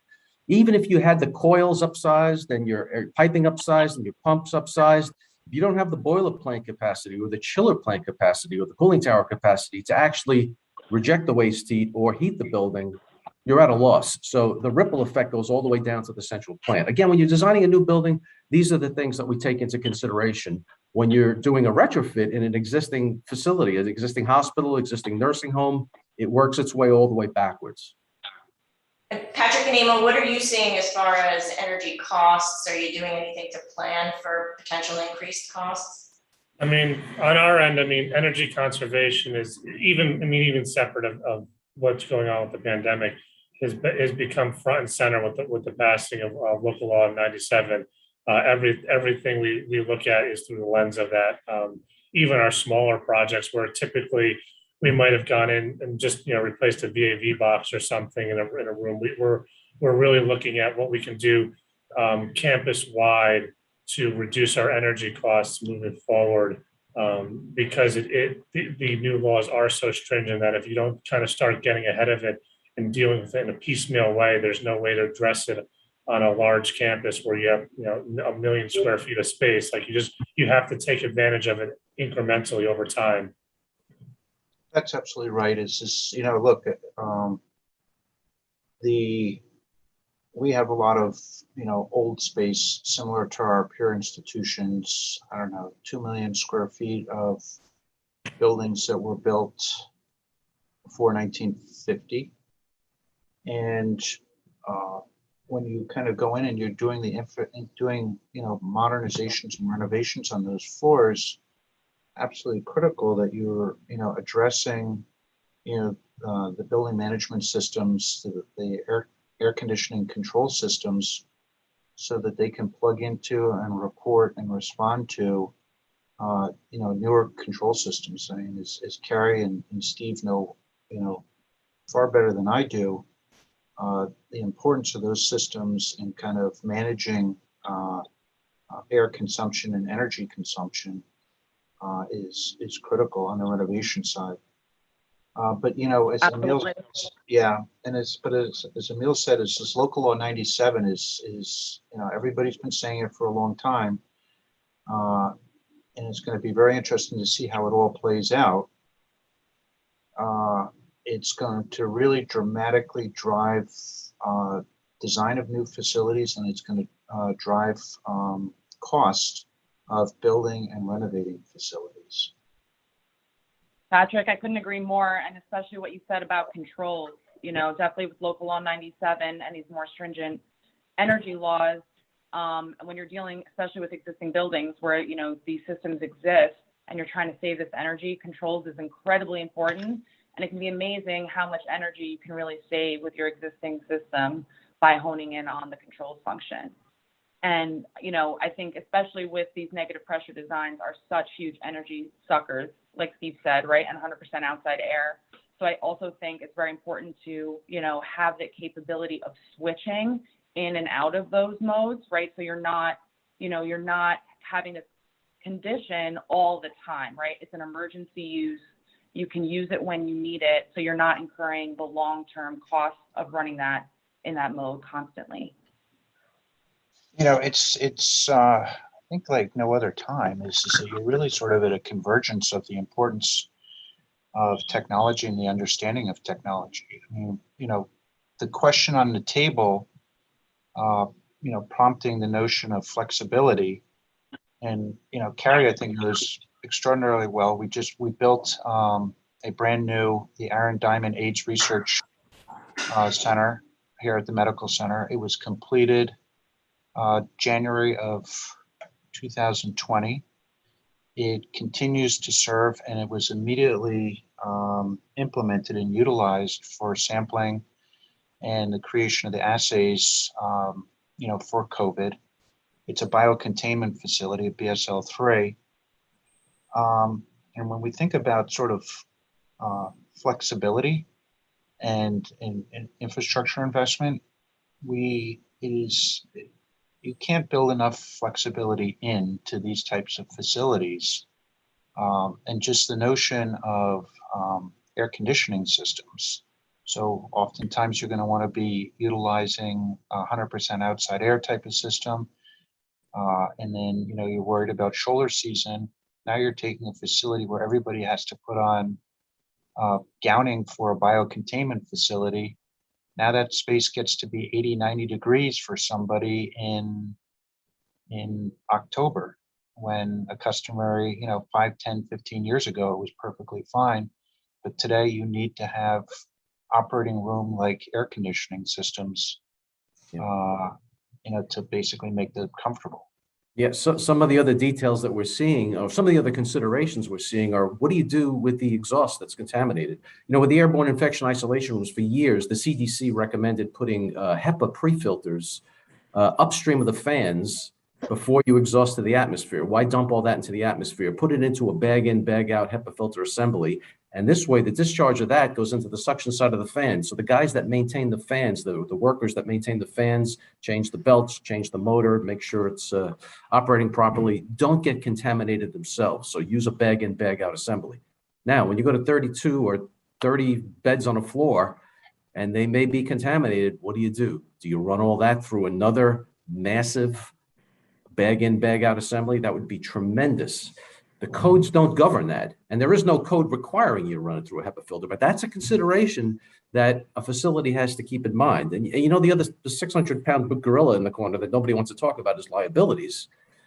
One of the things we're also seeing is, as we've done for many, many years, with an airborne infection room or a positive pressure room, we have a pressure monitoring and control system right there.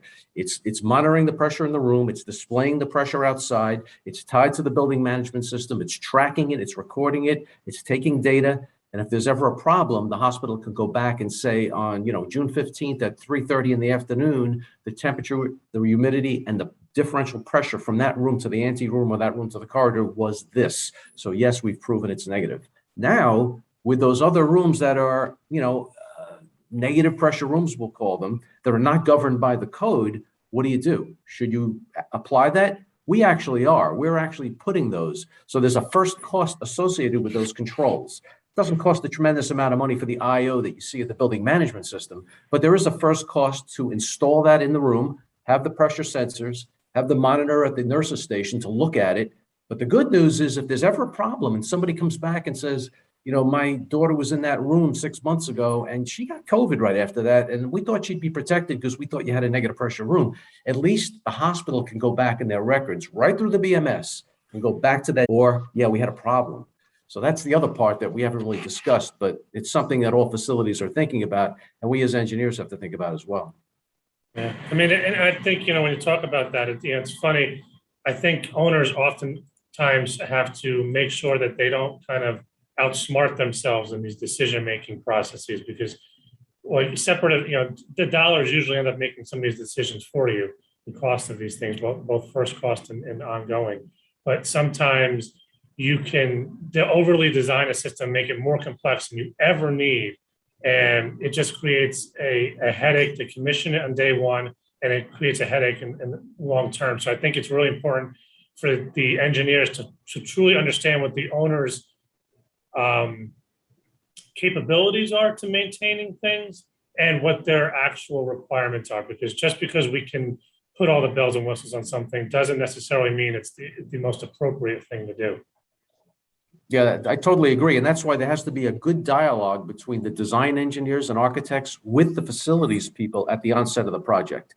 We've got to get the facilities people involved. We have to ask those questions, make sure they understand what the question is and understand what the pros and cons are. We always try and do that. We always try and throw out a series of pros and cons associated with every option. What I just talked about a minute ago, that was just perfect. The concept of putting another 35 pressure monitors on each floor, you're talking about another 150 pressure monitors in a building necessarily. That's expensive. Not super complex, but it's expensive. But we want to show the pros and cons of doing it. And we actually have presented that to some hospitals and said, this is what you get for your money, if you want it. And that goes back to what Carrie was saying originally at the beginning of this presentation was, we are creating these different menus and options for our institutional clients and present them with these options and try to evaluate them early on so they can make informed decisions of do we add these 100 pressure monitors to all these rooms? Or do we make all these rooms ICU capable? Or do we only make half of the program, negative pressure rooms? So understanding the needs and like Patrick and Emmy was saying, these facilities are meant to last for 30 years. And our facilities people, take a big role in making sure that they are maintained properly, that the EC will maintain all of this, that we could change the bag in, bag out filter, and that they last forever, and that it plays an important role on the maintenance of that car and making those components easy for them to be maintained. Because if they're not easily maintained, then they fall off the tracks and then things start not to work properly. So just a little bit of all that. I think it highlighted a lot of historically, I'll say, hospital institutions, have very robust MEP systems just because of patient care and patient priorities and patient safety. So I think COVID just highlighted some of those gaps that were there and that we needed to address a little harder. I think, the entire conversation, I think, is kind of summating, if that's a word. Jamie, you're the attorney, so no comment, please. But, the conversation, I think, is kind of converging on the notion of the importance of, for one consideration, the importance of the building management systems. And it's not only just, pressurization and airflow and so forth, but utilizing the newer technologies to then inform the system for air consumption and air passing. I mean, we've used ammonia sensing systems, we've used carbon monoxide types of systems. To Steve's point and to consideration is this, there's nothing that says that we can't start to use pathogen monitoring systems, that airborne pathogens that can start to inform this entire conversation. There's technologies out there that can capture that information and can speed up or slow down those air handling systems. And that all translates into safer, healthier environments and also more energy efficiency environments. Okay, so I think we're out of time. I want to thank our panel. You guys are fabulous. And thank you to the Commercial Observer. So we'll turn it back over to Erica at this point. Thank you, Jamie. And thank you again to our panelists. I'd now like to introduce our next panel, which is the impact of technology and innovation in healthcare construction, moderated by Jeffrey Berman, principal at Jeffrey Berman Architect. Please welcome our panelists, Jack Conway, Vice President at Gilbar, Donald Farrell, Regional Facilities Vice President for the Northern Region at Hackensack Meridian Health, Chuck Labens, Director of Planning, Design, and Construction at Tufts Medical Center, and Steve Levine, President and CEO at Atmos Air Solutions. Okay. Good afternoon. Welcome. So we're here to talk about the impact of technology and innovation in healthcare construction. I think the previous panelists have raised a whole series of issues and questions that I know we've talked about in the last couple of days leading up to this panel. And so I'm Jeffrey Berman. I'm the principal of Jeffrey Berman Architects, a 35-year standing healthcare design firm. And we'll go through and let each of the panelists introduce themselves. Jack, you're on the top of the lineup, so I'll start with you. Hello, everyone. Jack Conway from Gilbar Health and Life Science. We specialize in healthcare construction, particularly operating rooms, in a modular approach. Chuck? Which one?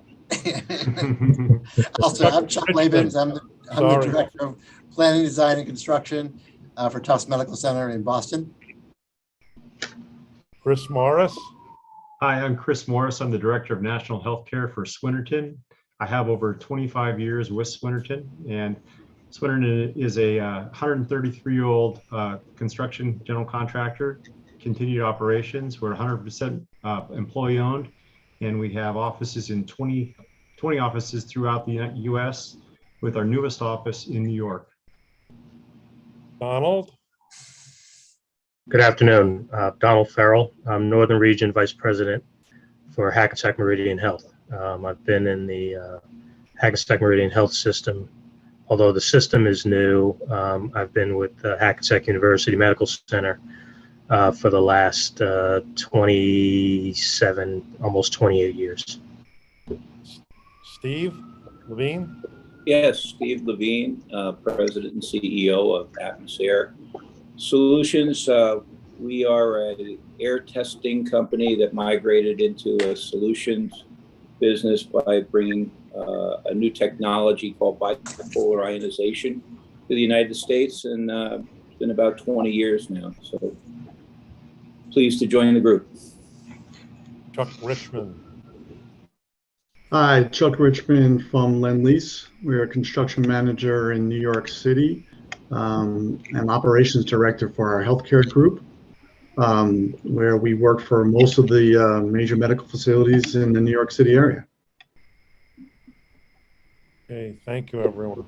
So we're here to talk about the impact of technology and innovation in healthcare construction. We've come out of an interesting year, both working to continue our projects and move them forward and respond to changes in the construction environment as well as the healthcare environment. So maybe we'll start with talking about the extreme weather and pandemic effects that have changed the way we deliver projects, our relationships with clients, and our organization of our staffs.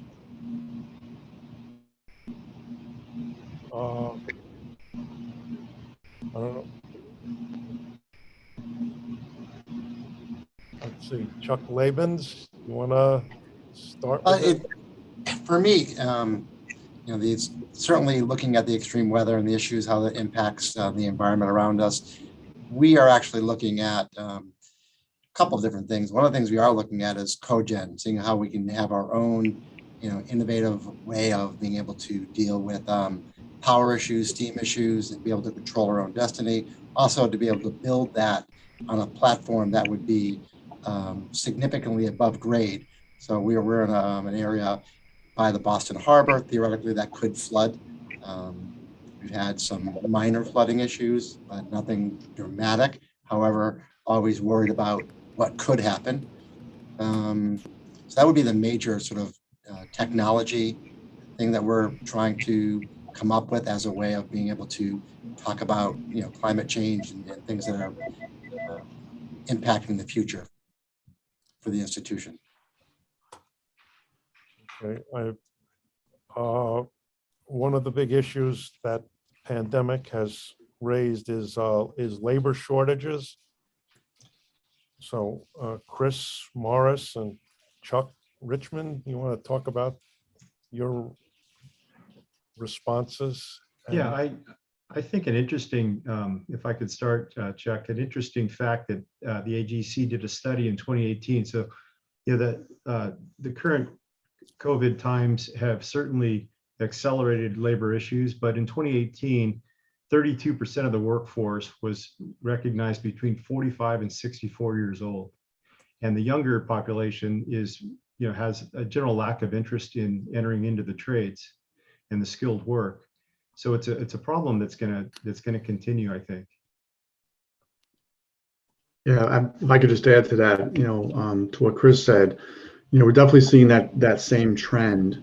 Labor availability is clearly market driven.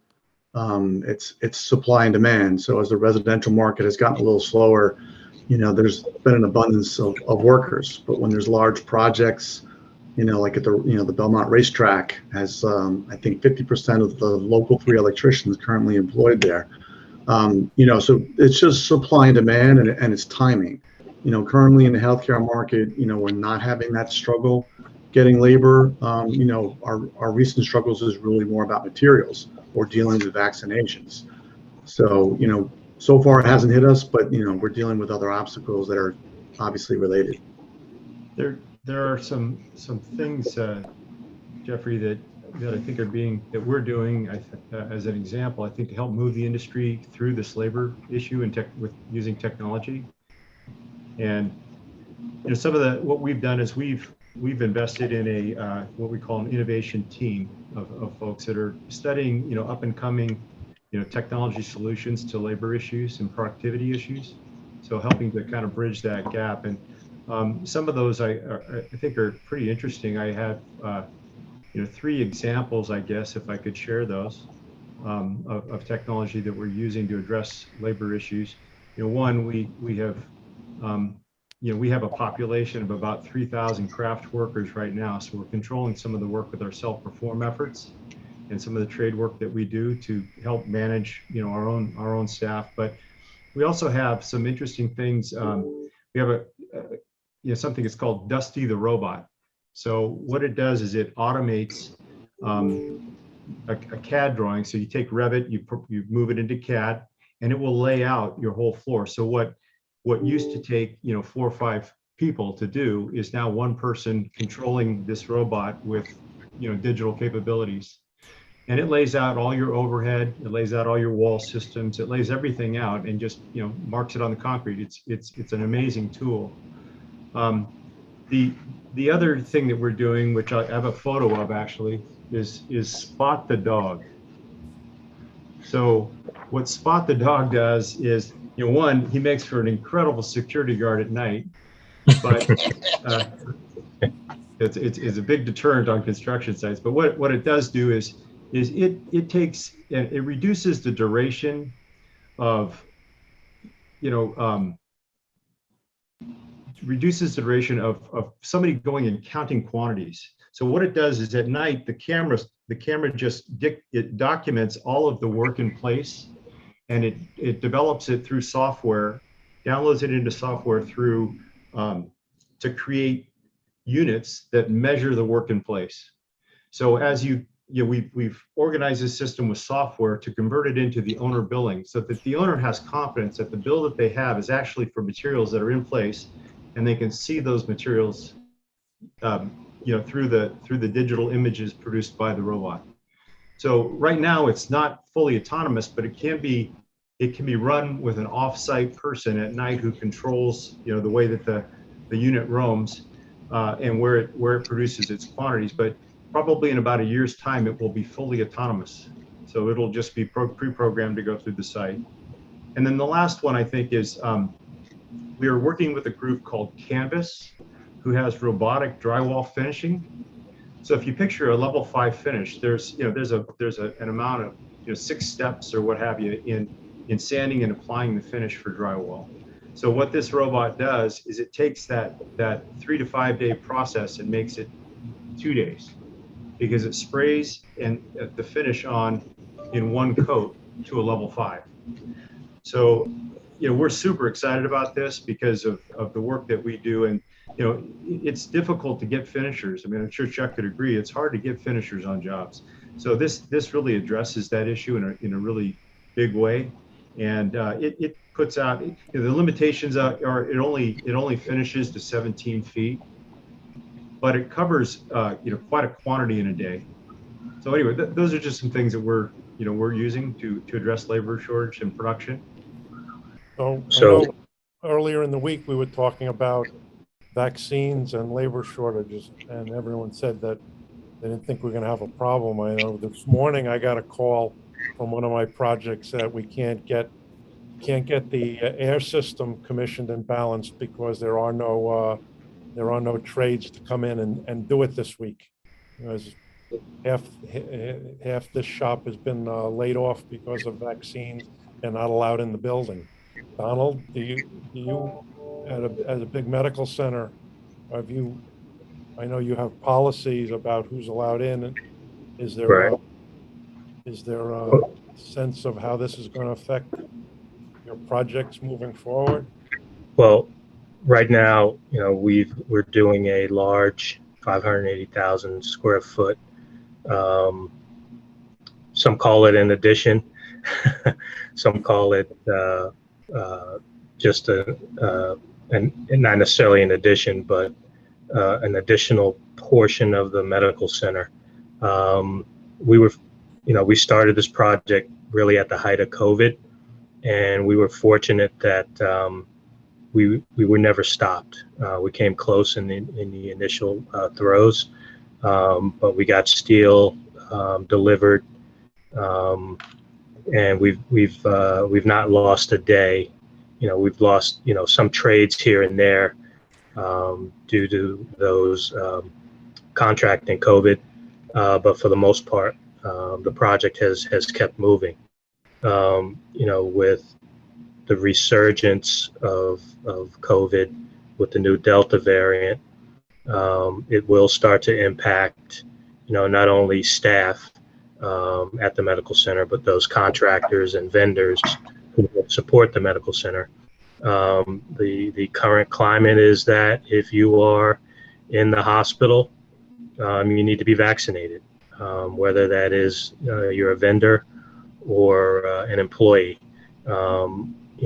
There are still a significant amount of folks, not just at Hackensack, but throughout the medical institutions that have not yet received either, let alone one dose, and not their second. We will start to see a shortage of labor at our institutions, because there will be those who, unfortunately, or depending on how you look at it, will not receive the vaccine.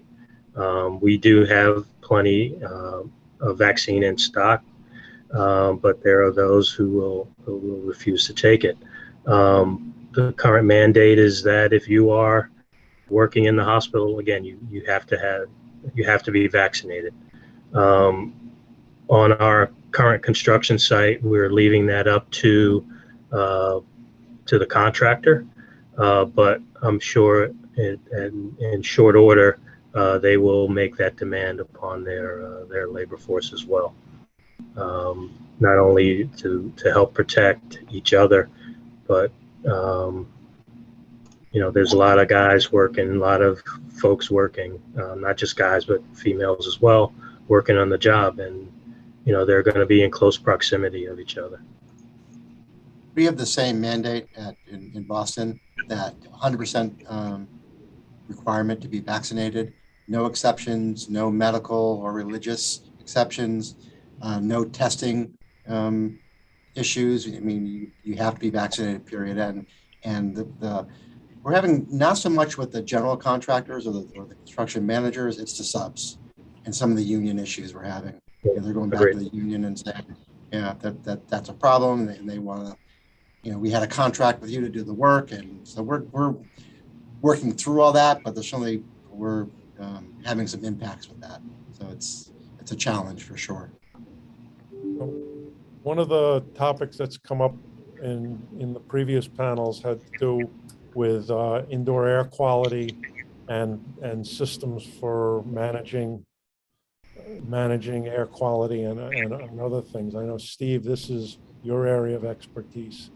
We've heard about filtration. We've heard about some of the new treatment systems. Maybe you can give us a quick outline where we're going, what our options are. Like you said, Jeff, the pandemic has brought kind of a renewed focus on air quality, the air people breathe, and how it's an integral part of restoring, I guess, the confidence, in the safety and the overall user experience of all medical buildings, hospitals, urgent care, medical office buildings. So as hospitals look to adapt, to different needs, being proactive about health and safety, I think, has been really important. And so the technology that we brought over from Europe, this bipolar ionization technology, has really been proven to be an important layer of protection, kind of part of a holistic approach in indoor air quality, and it's a framework. While it's not the silver bullet, when you use bipolar ionization as part of an overall strategy that includes, air circulation and filtration, The one thing that it brings to the table is that it's an active technology, where filters and other technologies might be passive on the return side of the air. The bipolar ionization is typically on the supply side of the air. So we're really trying to attack what's in the air as well as what's on surfaces. So this new technology, that's actually not so new, it's been around about 50 years. This tube energizes the air to form bipolar ions, negative and positive ions. And the airflow distributes these ions, throughout the duct and into the space.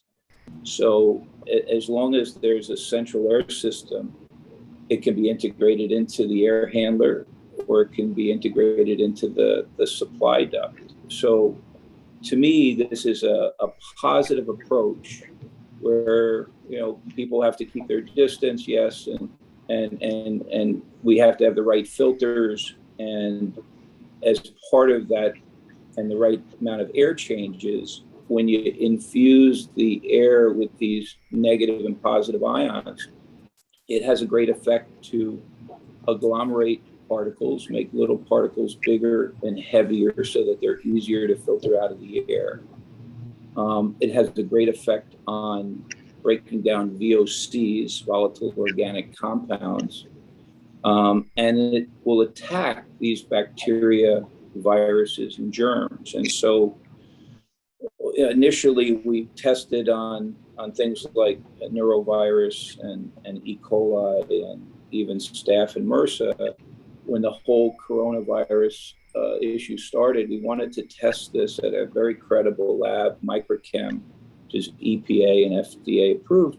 We wanted to test it to see the efficacy that it would have on a coronavirus. And they tested it on what they call coronavirus, human coronavirus 229E, and it showed a reduction of over 99% within a 30-minute time frame. So all of a sudden, this was a technology that was being utilized, and we put this in many hospitals and medical facilities throughout the country. And it's something that I think, again, while not a silver bullet, it's an important part of a proactive solution in the overall indoor air quality strategy. So this is something we can retrofit on existing equipment without seeing the big fan effects and energy. Absolutely, it has talk that we heard about earlier. Yeah, it has very low pressure drop. Jack Conway, absolutely on the panel here, is from Gilbar, and he's one of our distributors. And this is a very easy retrofit as long as we know the CFMs of the air handler, specifically the area that it's serving. It can be easily retrofitted, and we just retrofitted, for example, the entire McLaren Hospital in Michigan, and every single air handler. And then we got a call from a group in Italy, in Puglia, Italy, where they have 72 air handlers. Can we install this into the air handlers? Because people want to have this approach as one of their overall holistic approaches. So it's very easily retrofittable. And then now you also have manufacturers that are putting this in at the factory and delivering the entire system with the bipolar ionization. Jack, are you seeing systems delivered with this equipment now? Yeah, I mean, this was obviously the biggest year for us with Atmos and Steve Levine's team. There are, we're seeing a lot of applications in the healthcare market, but in particular, not to, corner healthcare, but the commercial buildings as well have been very interested in this technology and have been, requesting information on it, and in a lot of cases moving forward. as a piece of their overall plan. Not that a commercial building has an infection control plan per se, but they are also implementing multiple layers of solutions to combat the some of the hesitation to going back to work and what's been caused by the pandemic.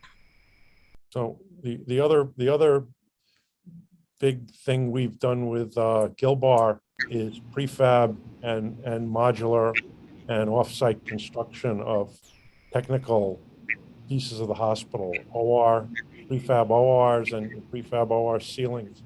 I know everyone on the panel was working in prefab and modular before the pandemic.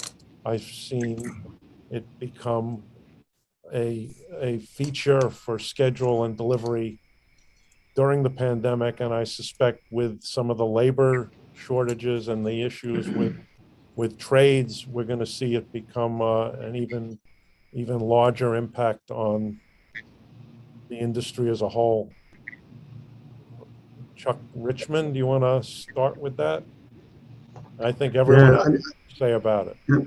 Yeah, Jeff, I think in the healthcare construction industry, prefab and modular has been in our forefront of our eyes, for many, many years. And like you said, it's just gotten accentuated. And it's even more complicated based on, material availability and cost increase issues that we're seeing, significantly lately. But it has the same goal and the same impact. There's no doubt that, products can be built better, in a factory, in a controlled setting. They can limit the amount of worker hours on site. So that saves time on the schedule. It cuts down on injuries on site. It helps with your insurance ratings. And sometimes there's a cost benefit and sometimes there's not. But there's always a quality benefit and always a schedule benefit. So it's definitely paramount. And you don't have to prefab everything. You don't have to modularize everything, but we can continue to expand, right? There's been some projects where bathroom pods worked and sometimes where they didn't, right? But OR ceilings and clean suite walls and head walls and foot walls and architectural walls. And on the MEP side, it's endless, from skid mounted pumps to complete machine rooms. We just got to keep pushing the envelope a little bit, testing it out and seeing what works. It doesn't have to be the whole project, but components have the same benefit. Smaller components have the same benefit as larger ones.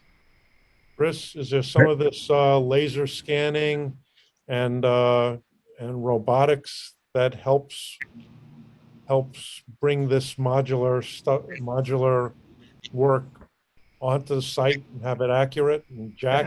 Absolutely. Laser scanning is something we have been doing for a while, have our own equipment, and for renovation projects, you need to get creative. You can, we've come to trying to stitch together spaces where you're really lifting above ceiling, a laser scanner on a stick, a selfie stick type thing, so you can document what's overhead before you actually have to tear into the space. So ORs are a great example of that. You really don't have access to the space. It's very limited. Some of the things that we're, in regards to prefabrication, we've taken an approach and seen some things here that we're working on. Kaiser, for example, has what they call the Center of Excellence program. And what they've done is they've addressed this as a kit of parts. So you have a non-welded steel erection, system called Connect Tech.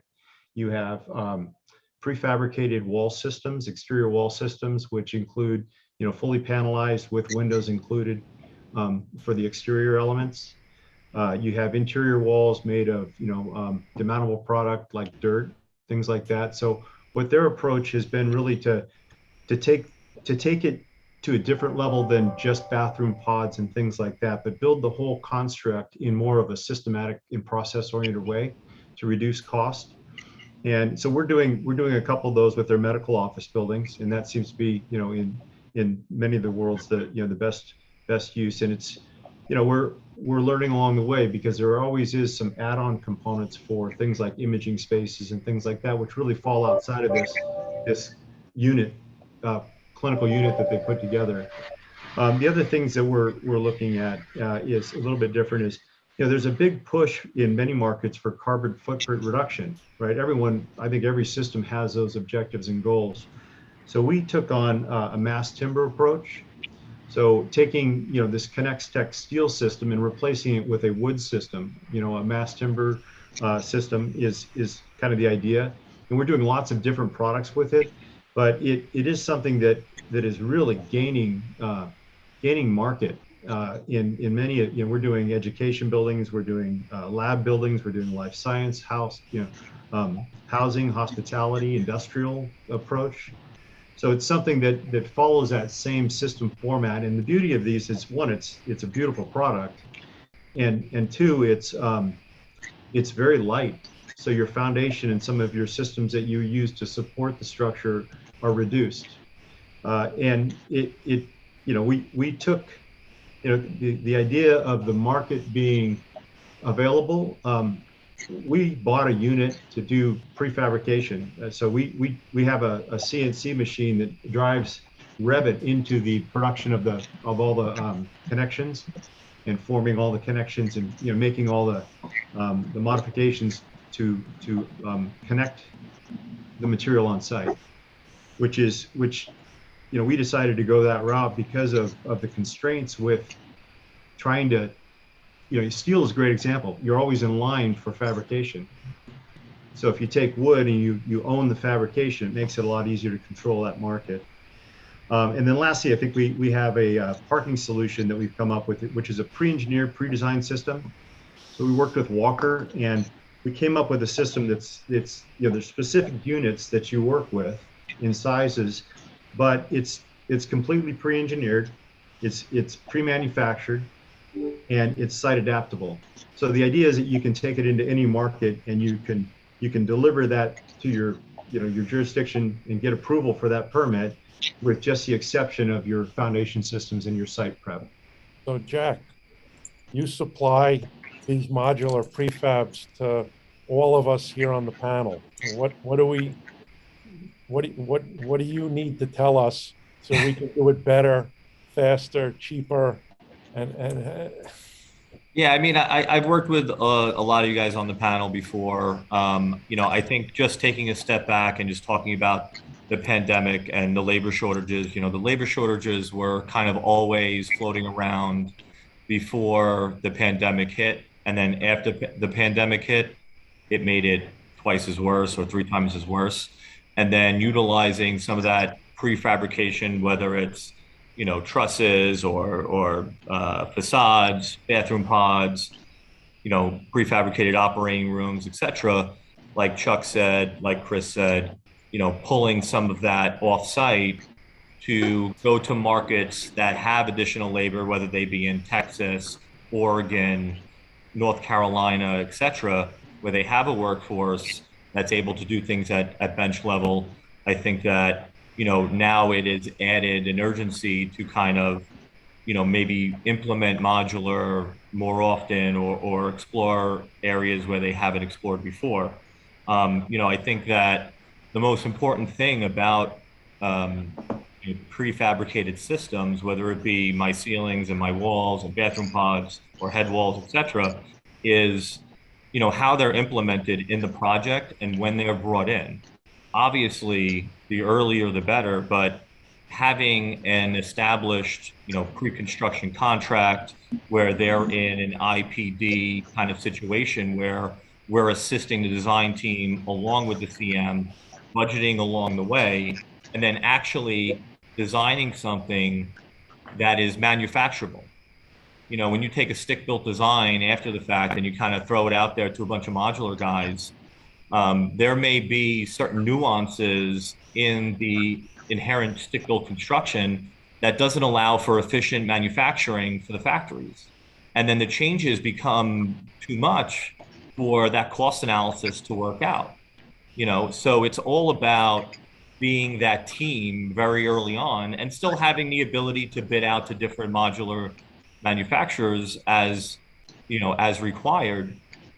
But a lot of it is the last 5 or 6 years, this big push from modular. I'm seeing, I'm on 5 ground up hospitals right now in some form or fashion, either air handlers, ceilings, walls, bathroom pods, head walls, etc. And what I'm finding is, although, there are some industry leaders, maybe a couple of CMs on this panel, not to give, to give Chuck a shout out, because he's always been, very open and trying to bring us into many different projects, along with Donald Farrell. And I will say, we had some really good discussions on your project as well. Yes. There's kind of a misconception of when modular gets implemented in the project schedule. When are we delivering bathroom pods? When are we delivering ceilings? When are we delivering these modular walls, whether it be operating room or dirt walls outside the critical space? And how does that fold into the project? When do I need submittals approved?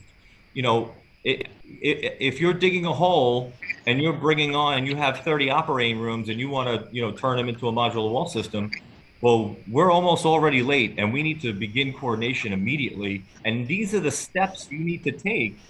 Do you want to pre-cut all your holes in the walls? There's so many nuances that I think are skipped over and not correctly implemented. And then when we do these cost analysis, we're not really, there's a huge, if you're doing a CSIP or an OSIP, there's a huge insurance savings because the man hours on site aren't there. You're also minimizing the amount of men on site and preventing, the spread of COVID-19 with this new Delta variant and not making it as critical, and then finally is the price certainty on some of this stuff. And I'm not saying every modular product has cost certainty, because we're dealing with escalation in a way we've never dealt with it before, but for us, when we're awarded a project, I have a price guarantee on that initial PO for sometimes it's 6 months, sometimes it's a year, which is more than what I could say for a mixed metals contractor or a typical stick build contractor who's trying to buy, a piece of plywood that was, $35 a year ago and is now $65, and they just cannot accept the additional cost, and it goes right on to the project, and I think, Donald, what have you've had to experience this recently? Yes. Yeah. One of the things that would be helpful too is as technology changes and we come up with, bigger and better ways of doing things, is, for the owner to accept it. I think we need to have more of the subcontractors who are capable of doing it. So it creates a better field of getting pricing. When it's one or two subs saying, hey, we've got this great technology, it's kind of hard for the owner to accept. We accept the technology, but sometimes the pricing is just not there. And if it's a bigger playing field, I think we can better look at the technology changes. Doc Labens, what's your experience at Tufts looking at new technology? When do we have to bring these great ideas to you in a project to get them accepted? Yeah, the larger the project, the easier it is to bring it in, to be honest, and also the earlier the better. We're doing a large ICU project now in existing buildings, and we went to a traditional route where the architect's just documenting existing conditions and was not scanned appropriately with the current technology, and we're finding large problems. And we're going through, and we actually ended up hiring from the CM, brought in a firm to do the scanning so we can get accurate site information. And that technology is saving us time, and at the end of the day, money, just because we're discovering issues early before we build and have to demo what we built and go back and fix it. So I think all of that technology from now on, we're trying to bring in as early as possible for the larger projects. The smaller ones, it's not as critical, but certainly as it becomes more sort of the regular process, we definitely would encourage and work with it. Have either of the owners done any work under some of these new forms of contracting, IPD? I've not. I have colleagues who have. I've concerns with the some of the contracts with that are a little bit challenging. So we certainly do some design build here. However, we work with the Department of Public Health. I know, there are other, whatever the state agencies you have in your particular area. I find that, that's a challenge with design build. I usually go the traditional design bid. That way I have the proper documentation. I can go through the multiple steps for submitting that to the regulatory agencies. So again, I know my colleagues, some of my colleagues are starting to use it, but there've been some challenges, especially with older buildings where you have lots of change orders, and it's just tough. It really is tough to do that. I agree with you there, Chuck. DCA, right? I'm sorry, what? Donald, you have DCA in Jersey, right? Yes. DCA and DOH, which is always interesting to deal with. But I agree with Chuck that trying to do IPD in some of the older, where you have older buildings involved in the project is often difficult. We've always taken the adage, look, we're all trying to be successful and make the project successful. I shouldn't need to have a contract with the architect or the engineer or the contractor that says, hey, we're going to work together, because that's what we should be doing to begin with. We've always had a collegial relationship with our vendors. And look, I'm not in business to put you out of business. I mean, that's not it's not healthy for any of us. So and again, we try to, and I think you're probably the same way. You're only working with a certain group of CMs and with architects. So it's not like and so there's relationships. So you got to work together, and you got to make sure that it's going to be successful at the end of the day for both sides. And they all want to. Everyone wants to develop these long-term relationships. And we're doing with our contractors, where they'll look at projects and give us estimates. They'll just say, okay, we'll look at that quickly for you. And when there's time constraints on some of those projects, they'll work and on a time materials, or they'll work with us to try to assign subcontractors to get the long lead time items addressed quickly. Pre-bid packages, all that kind of good stuff. So there's certainly, you want to develop these teams, and that's been effective for us. Yeah, agreed. Oh. Steve, you have some unique air quality monitoring and documentation systems that integrate into building controls, don't you? Building controls and other air systems. Yeah, and I think it's really important, with all these different technologies floating around out there, that it's all about, the measurement and the verification, and having technologies that are either in the duct. If you're putting, for example, our technology on the supply side of the air system, and you can measure the air quality on the return side of the air system, and measure the, I think, the 8 different elements of air quality that are really important. Carbon dioxide, VOC levels, the particulate levels, formaldehyde levels, humidity levels, and such.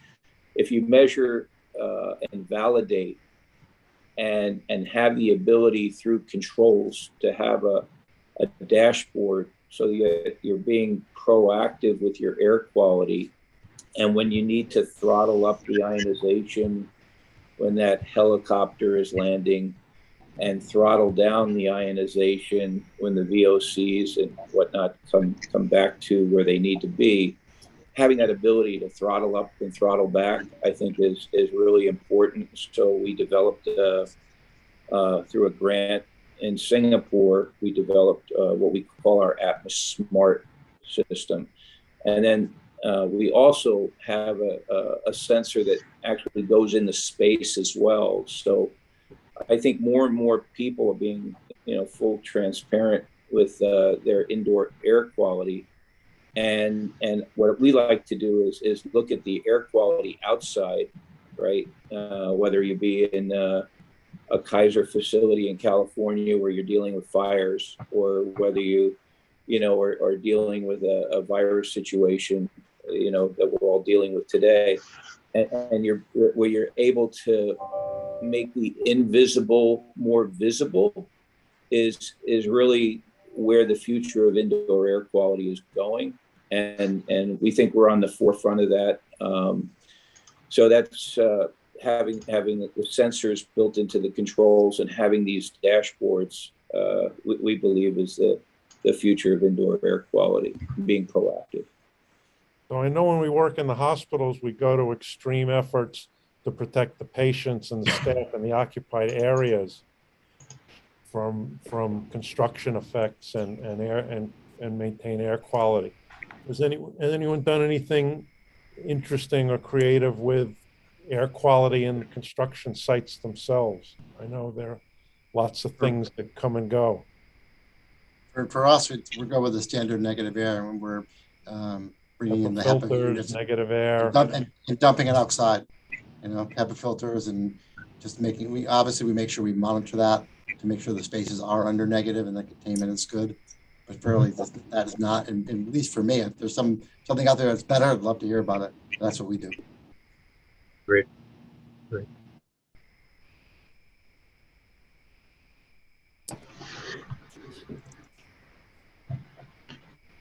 So,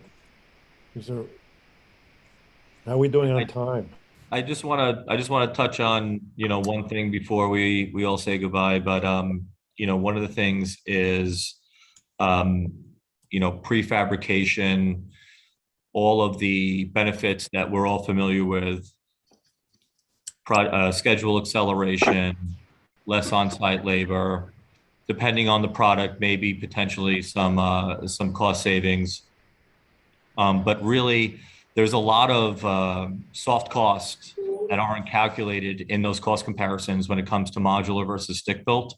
And they really lie behind the insurance, which I mentioned before, and then the actual BIM 360 coordination that happens behind the scenes with everyone.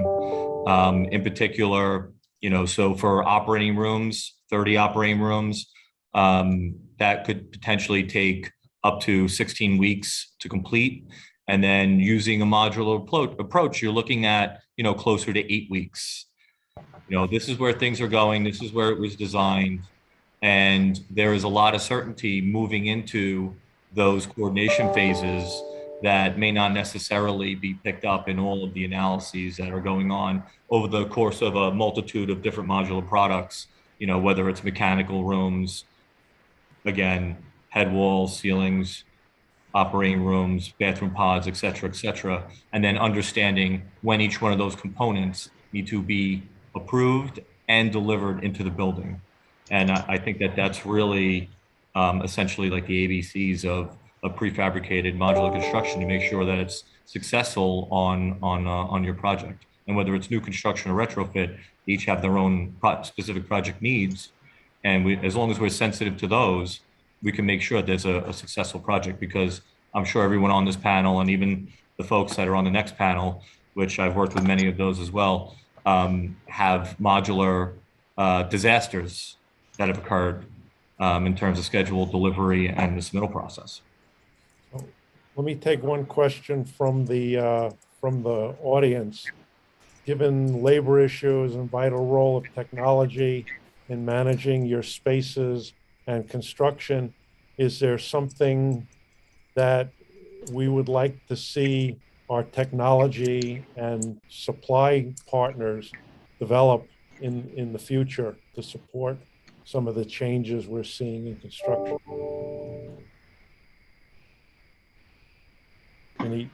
Any takers?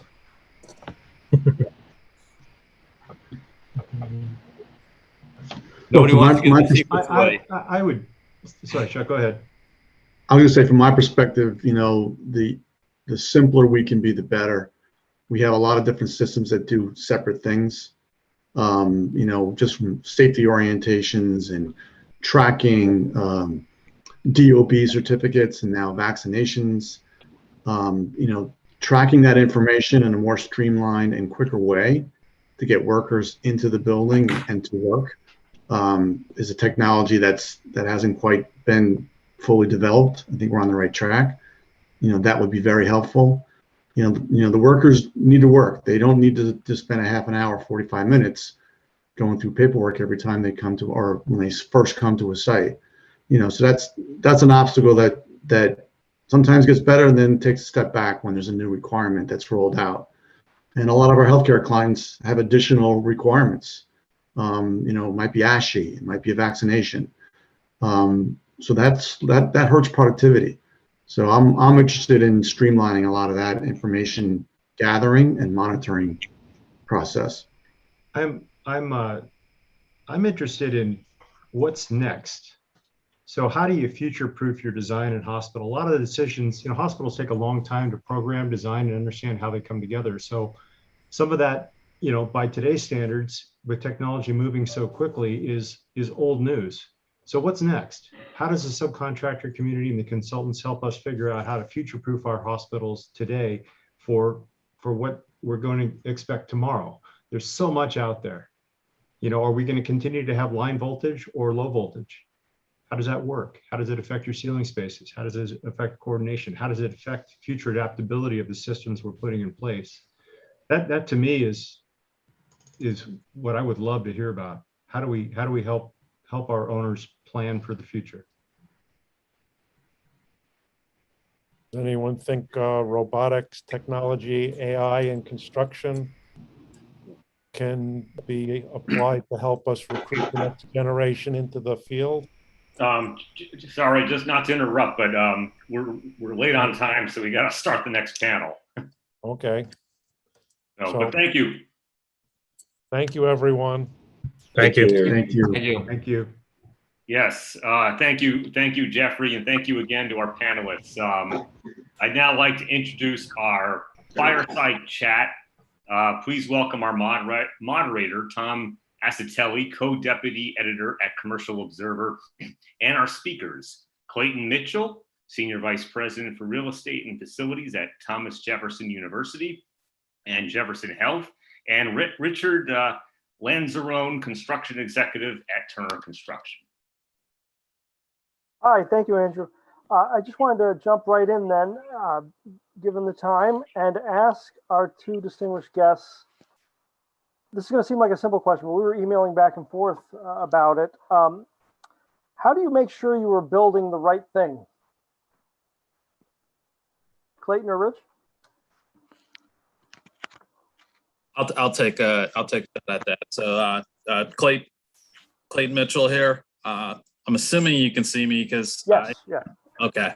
I think building the right thing is really about making sure that your capital program execution is aligned with the organization's strategy. And so it's for Jefferson, and I think for most owners, there's a strategy component that sort of determines the signal that's coming out and the parameters necessary to meet the requirements of that signal, whether it's a hospital or a medical office building or what have you. I think what the biggest challenge is aligning metrics like patient projections, volume, things of that sort, so that you have a very pragmatic number to plan to.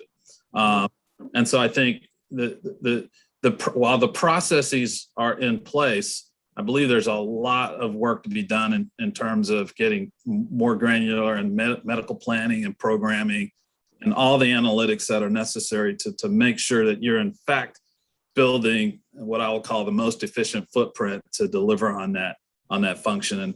And I go back to an old architecture adage that says, form follows function. Mm-hmm. If the leadership can get the function right, then we can typically layer that form on. It's the morphing of that function and the uncertainty with the requirements that in my mind causes a lot of the churn, which by extension causes a lot of the inefficiencies and by extension from there, potential for increased costs. Mm-hmm. Mm-hmm. Rich? Yeah, so while I am a construction manager, for 15 years of my career, I actually was on the owner side. So I'm going to keep my owner's hat on. And I can tell you, there's nothing more costly than building the wrong project. There are many examples of that. I know of an example in the United States where a hospital built a very large parking garage, and then some years later did a master plan. And the master plan said they needed to build a new bed tower. The only problem was that the only place to put that bed tower was where they had just built the parking garage. And so they had to very painfully demolish, a structure that they had just spent tens of millions of dollars building. So I think it's important that every institution have a master plan and have it updated regularly. Things change, pretty frequently in this industry. But it's good to have a vision and have a plan so you can work towards that plan, so that you can align your infrastructure with the capabilities of your site and what your ultimate business plan is. Hey, Tom, if I can tag on to Rich's comment, because I think that vision and that master plan is really, really key. And when we as owners know what we actually need and we're very crisp in defining that requirement, I think you can get faster, better, cheaper. I think a lot of times we're demanding faster, better, cheaper from industry, but we've not done a lot of the diligence that Rich talked about to really understand what our real need is. What are we actually buying? Can we talk about approvals for a bit? How do you go about approving projects, and what would you recommend? So, I think most organizations have a capital approval process, and I'm back to Rich's point. There's a capital program that should be vested in some vision or master plan or capital master plan for the enterprise as a whole. And so, as various projects are coming up before the board and before the C-suite, they should have gone through a lot of that due diligence, which will then help get through the approval process. And so for us, there's what we call a CMC, Capital Management Council, and that reviews all of the business plans that are coming forward for the major capital projects. We have what we call threshold and non-threshold. Typically, the projects that go before the board are $5 million and above. And so, we look at our 5-year plan in terms of capital finances and our budget capacity, and then it's just a matter of fitting the projects to the amount of capital budget you have in any given year. Of course, for us, there's all multiple types of financing sources and things of that sort. And so, we're looking at a combination of capital generated by the organization, possibly third-party financing or bonds or whatever funding resources we're going to use there, in combination with philanthropy. And those three kind of come together and help us fund those projects going forward. And those are just some of the indicators as to whether a project's gonna make the cut or not. Yeah. So, so I'm familiar with a process where different institutions, and I know, Clayton, that you're responsible for multiple facilities, and so was I. And so we would get capital requests from the different institutions, and we would categorize them as must-dos.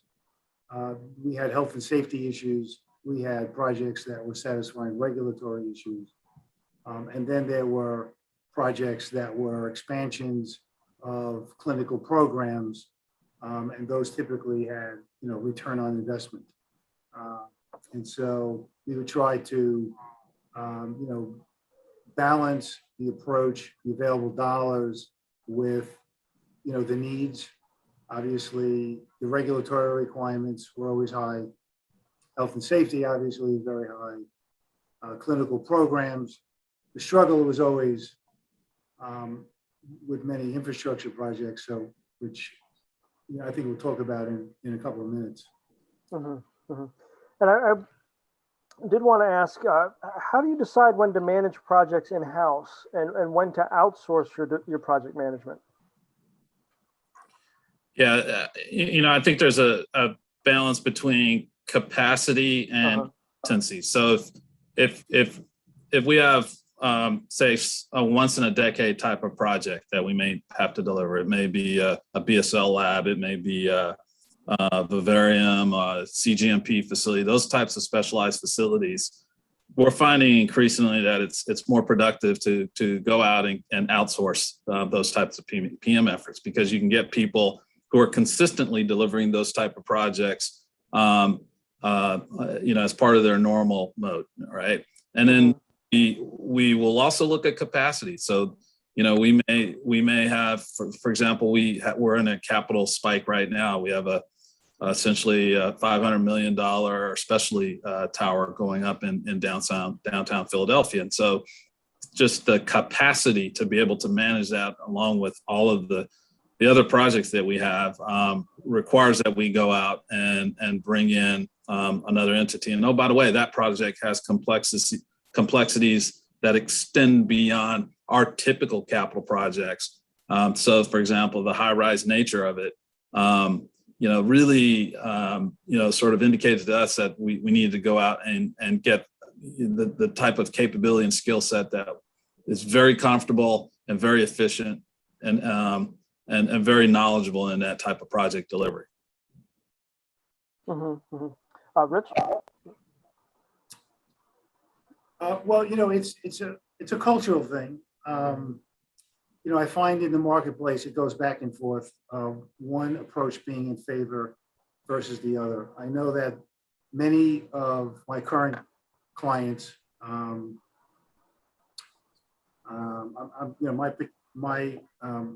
my accounts include Northwell Health, One Brooklyn Health, and Health and Hospitals.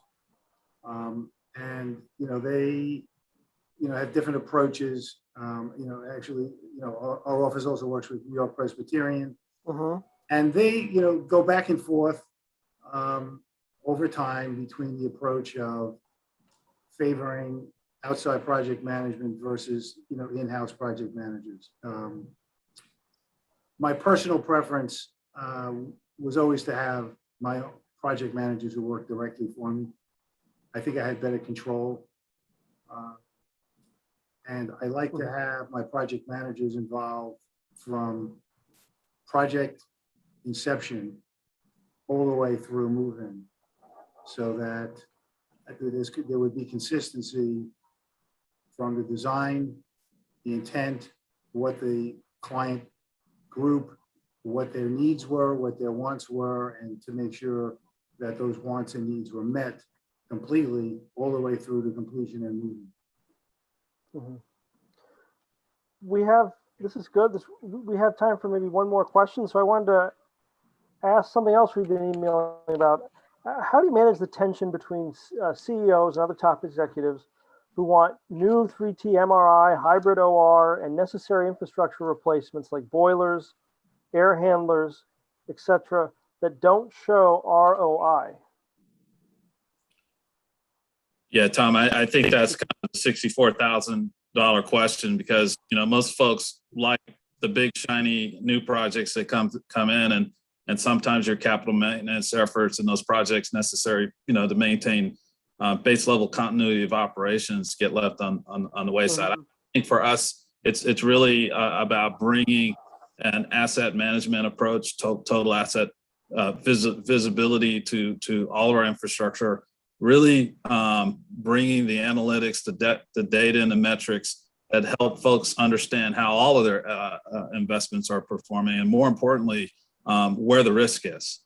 And I think when we're able to talk about risk-based decisions in terms of, OR continuity of operations and the importance of chillers, boilers, and all of the other building systems that contribute to that.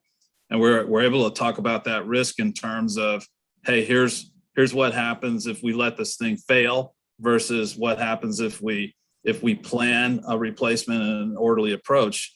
Then we actually get an opportunity to sort of daylight the cost differentials and really sort of avoiding catastrophic failures. And we found that's been a pretty successful strategy in order to get the critical funding that we need for, I'll say critical systems and things of that sort.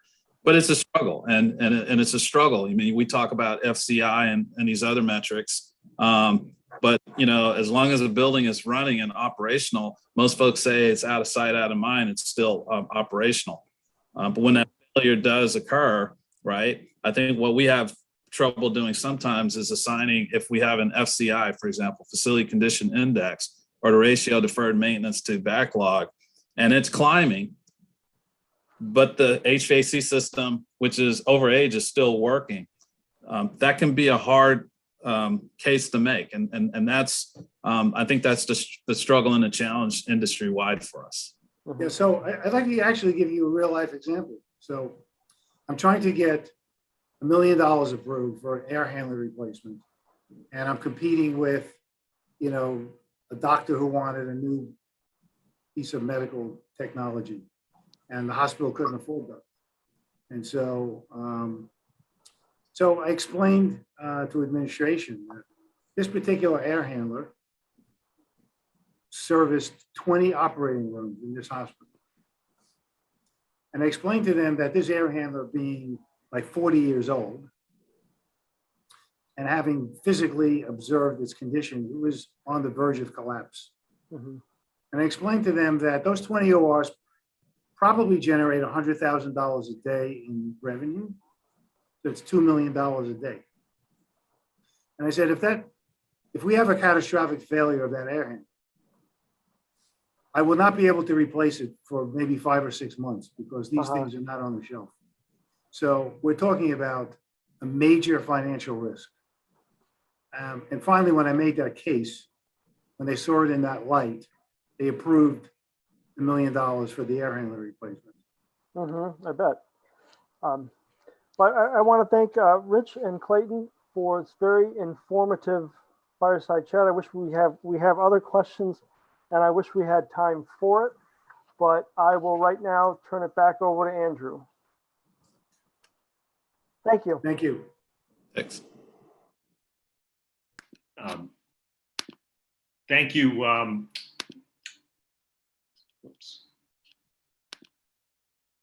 Thank you, Tom, and thank you to the speakers. I now like to introduce our last panel of the day, Healthcare Construction Outlook, moderated by Mitch Green, First Vice President at AYECOM Tishman. Please welcome our panelists: Thomas Ahn, Vice President at Mount Sinai Health Systems; Jenny Freeman, Senior Vice President at Hunter Roberts Construction; Spiro Kramatis, Principal at KPFF Consulting Engineers; Roger McLean, Director of Design and Construction at Memorial Sloan Kettering Cancer Center; and Giovanni Melendez, Partner at EP Engineering. Okay, thank you very much and good afternoon. My name is Mitch Green and I am going to be the moderator for this panel, and we're going to be focusing on the construction outlook from here. So we've had a really interesting session so far and conference. Thanks to Commercial Observer for putting this all together. Thanks to all of the previous panelists. And then also we'd like to thank the audience as well. We're going to try to make our session on the construction outlook lively and interesting, just as much as the previous panels have been. We've had some very good sessions on design and planning, lessons learned from COVID and what's next, and then what's coming up in technology. Before we get started, I'd like to ask each of our panelists to take a minute to introduce themselves, starting with Thomas On. Good afternoon, everyone. Thank you, Mitch. I'm Tom On. I'm the Vice President of Real Estate for the Mount Sinai Health System. I'm responsible for all real estate aspects at our 8 hospitals, acquisitions, dispositions, leasing, housing, and all real estate activities with respect to each campus. We have 8 hospitals in the tri-state area with over 14 million square feet, 47,000 employees in our system.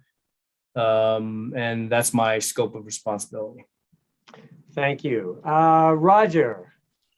Good afternoon, everyone. Roger McLean, Director of Design Construction with Memorial Sloan Kettering Cancer Center. Responsible for all major and minor capital construction projects throughout our organization. I'm happy to be here today. Thank you. Thank you. Jenny? Hi, I'm Jenny Freeman. I'm Senior Vice President and Director of Healthcare for Hunter Roberts Construction Group. We're a privately held regional construction management company in New York, and I'm delighted to be here. Thank you. Great. Giovanni? Hi, everybody. I'm Giovanni Melendez with BP Engineering. We're a full-service consulting firm here in New York City. My responsibilities include overall business operations and leadership of the healthcare group. I'm a licensed engineer and certified by ASHRAE healthcare facility design professional. So I'm very happy to be here to have this conversation. Great. And Spiro? Good afternoon, everyone. I'm Spiro Cremidas with KPFF Consulting Engineers. We provide services for structural, civil, and protective engineering. And we are about 1,240 people at KPFF nationwide. And we've done about a little bit over $10 billion worth of construction work in the healthcare sector. I'm looking forward to our discussion. Terrific. And again, Mitch Green from Tishman. I've had the great good fortune in my career to spend time on the owner's side of the table, the design side of the table, and the construction side of the table. So I think conferences like this where we put all of us together are really a great thing to have and to continue it. So in leading up to our session, we talked about what the healthcare outlook might be and what that might be like. And what we realized is that just to talk about healthcare was probably overly broad, and that perhaps we could break it down, as a lot of the earlier parts of this conference have done, into perhaps 4 constituent parts. And that would be inpatient facilities, outpatient care, research facilities, and then virtual healthcare. So we're going to start and go in order and touch on each one of those in one by one. And to start off, inpatient, Tom, could you lead the way? Sure. So I think, one thing we want to discuss with all of you attending is what hospitals are doing in general with their inpatient facilities. And I think just previously on the panel before, there's always going to be activity, construction activity, robust activity going on at every campus and at every hospital. It's just part of catching up with deferred maintenance, renewing new programs, building new ORs, new initiatives in each hospital sector. So as an example, Mount Sinai, we're embarking on a new cancer center. We're in the middle of renovations of our ED. And these are things that need to be done because of the expansion of services and because of just the age of the facilities. And that's a time when you look at infrastructure again to see what infrastructure facilities have been kind of deferred in terms of maintenance. And it's an opportunity to couple with a capital project replacement of infrastructure that needs to be done and sorely done. We have 14 million square feet of space. Some of our campuses were built in the early 1800s. So, with respect to that, there were some renovation upgrades of facilities during that time over the last several decades, but even buildings that were built in the 60s, like our Annenberg building, or this is research and patient care building, designed by SOM, is built in the 60s, but that place needs to be a complete infrastructure replacement. So there's a lot of activity going on in every hospital. You're always going to see renewed projects. NYU just finished their Tisch Hospital, so that's a brand new hospital, one of the newest hospitals on the campus. We are planning on renovating and revitalizing the BI campus on 17th Street and collapsing New York Eye and Ear into that space. So you're going to see a lot of major projects at every hospital across the city in progress. Great, thank you. Roger, what seems to be next for MSK in terms of inpatient construction?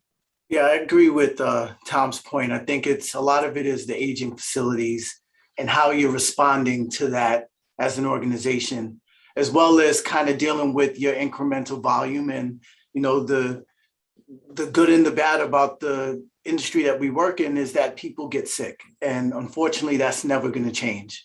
So there's also an aspect to increasing volumes and being able to stay in line with your organizational mission. So I think we're seeing it on both ends. I think there's a major look into our existing facilities and the aging of those. And it's also about the growth factor of our organizations and keeping up with sort of the volume, unfortunately, of people that are getting sick. Yeah, I just want to add, Roger and I both of our organizations are expanding our outpatient footprint, ambulatory care, and which we'll talk about later. But there's clearly a lot of elective surgeries are being done out on an outpatient basis. So as we kind of move to that, bed capacity is not as high demand, but the quality of bed demand is important. So that private rooms now are kind of the vogue of the future. So we're all moving toward that model, having private rooms versus having 4-bedded or 2-bedded rooms. And I think more of a concierge hotel type of environment for our hotel inpatient volume. That's where the kind of focus is going to be. Not increasing the bed capacity, because I think our volume is there. It's kind of being compressed because of outpatient type services. So that's where you're going to see the trends change. Great, thank you. Giovanni, considering code changes that might be coming down the pike in 2022 and 2023, how do you see those impacting the construction outlook for inpatient care? Well, from what we learned in the past year and a half, the theme is going to continue to be the flexibility and resiliency of the construction designs mandated by the codes. Many of the recommendations in the FCI's recent white paper, facilities response to emergency conditions, we anticipate are going to be implemented in 2022 and beyond. A few of them include, one is, operating your facilities in pandemic mode. So in response to how quickly the facilities have to adapt to maintain continuity of care, code is going to require, air handling units to be able to be zoned quickly to make entire floors negative or wings isolated from other patient care areas. In the case of airborne diseases, spaces where infected patients are, those units need to be capable of 100% outside air, shutting off the return air and then exhausting the remaining air. So essentially being able to operate in economizer mode, regardless of the outdoor conditions all year long. And that's going to have an impact on the infrastructure, upsizing of your plant to accommodate the cooling and heating coils to handle this increased ventilation. Some of the planning is going to include the risk and vulnerability assessments that hospitals need to undergo, and we're going to have to account for the services that need to go into those areas, whether it be the medical gases, more emergency electrical outlets, to non-traditional spaces such as waiting areas that need to be repurposed. And our calculations and the system capacities is just going to have to account for this, day one patient care areas and then day two surge capacity spaces overall, and the facilities need to plan for that in the future. Great. Spiro, as you're looking at inpatient construction in 2022, What do you think the greatest challenges are for budget and design in the inpatient environment? As a structural engineer, surprisingly, it's not the design of the structure itself or retrofitting an existing building. What we found, it's mostly about coordination and communication and integrating a lot of the mechanical, electrical, plumbing, and architectural components into a building. The other thing also that we're spending a lot more time on, in addition to the coordination, is how to make, as Giovanni said, a more resilient structure. There's a lot of new threats, if I want to call it, whether it's human-made or natural, whether it's earthquakes, floods. We want to make sure that the hospital is operational during those events so we can bring in patients in.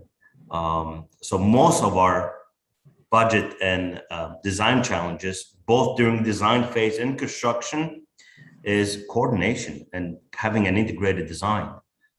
We spend a lot of time on that. Okay, good. So Jenny, earlier throughout the conference, we've heard a lot about infrastructure on inpatient campuses. Do you think we'll ever finish working on infrastructure upgrades at the healthcare campuses around town and in the region? Yeah, so, you know, as Tom and Giovanni touched on, in the inpatient facilities, as we're upgrading them, and we are making a lot more concierge type rooms. Every one of those projects in an existing facility has a major infrastructure requirement.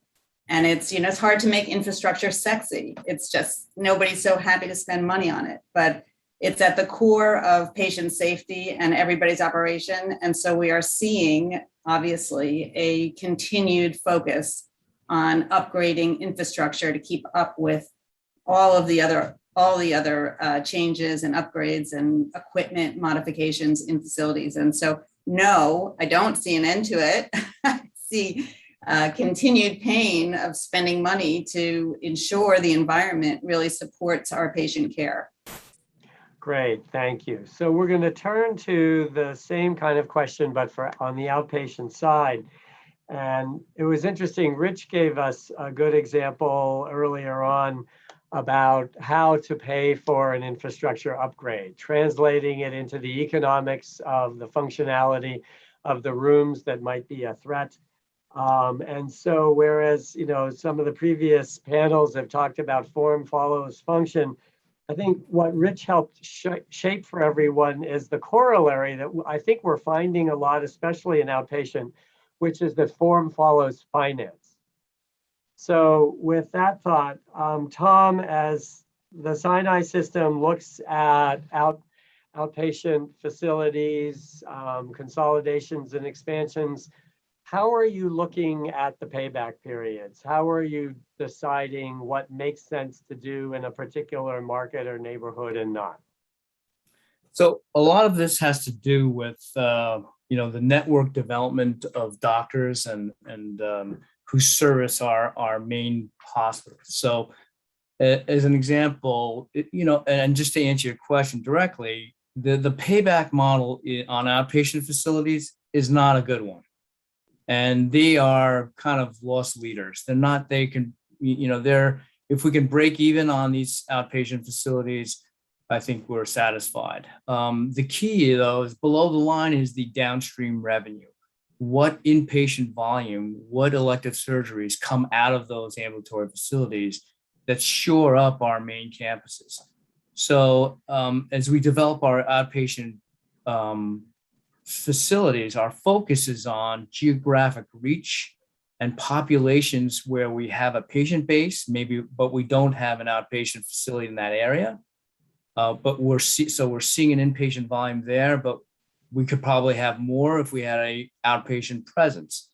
So a lot of it has to do is reaching those markets and reaching markets that we feel are being underserved. Maybe we're not getting a lot of patients. So a lot of it has to do with access and convenience. I think, you know, we all see it in every day, everything we do every day. It's all about convenience. It's all about access in everything we do. So whether it's shopping or, going to a mall or something like that, access is very important. So from an outpatient standpoint, you can see, I think, much more of a robust outpatient expansion for all of our organizations. I'm sure Rogers got, they've already expanded dramatically out in Long Island. So have we. They expanded dramatically up in Westchester, New Jersey. So we have all done, our expansion facilities. We're about to expand an outpatient facility in West Palm Beach, Florida, for outpatient facilities. So we've got a wide network, and that's what shores up the main hospitals. That's what feeds our main hospitals, and that's what's going to kind of maintain our longevity as we go into the future. Okay, thank you. So Roger, let's follow up. You guys, and you were in charge of the big outpatient project that has recently been completed on your Upper East Side campus. Where is MSK going in the outpatient sector next? Sorry, mute monster. I think we've grown tremendously in our regional network. And just again, to echo Tom's point, it's really about convenience and it's about continuity of care. So when you look at these outpatient facilities, it's kind of that circle of treatment. We incorporate radiology, we incorporate all these other aspects of clinical care in the outpatient environment.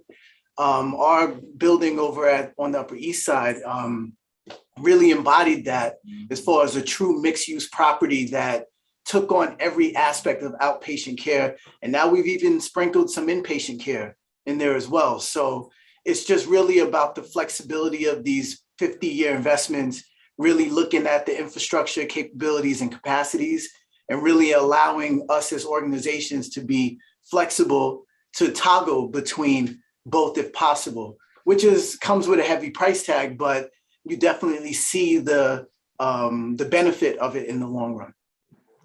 Great. Jenny, tell us a little about what you see are the key issues for resilience and upgrading existing spaces. Every one of our clients is bringing more and more complex healthcare into buildings that never had that history. So in a way, I think as one of the earlier panelists might have put it, we're starting and more often than not putting A+ class MEP services into B and C class buildings. Right. And again, I'm talking about infrastructure because that is so much of what we end up constructing, in healthcare. And every one of these, unless it's a new build, I think I don't want to repeat myself. It's huge on infrastructure. Redundancy is very important, and that creating an environment that's going to support exactly what Roger was talking about, which is this large flexibility of what the acuity of care might be within the facility is a big issue. And we've got we've heard some great things about it earlier today in terms of what's going on in the environment, what's going on with the weather. 100-year storms, I think I've seen 3 or 4 of them, and I'm not 300 years old yet. So, it's amazing what's happening and what we have to sort of prepare for in the world we're living in.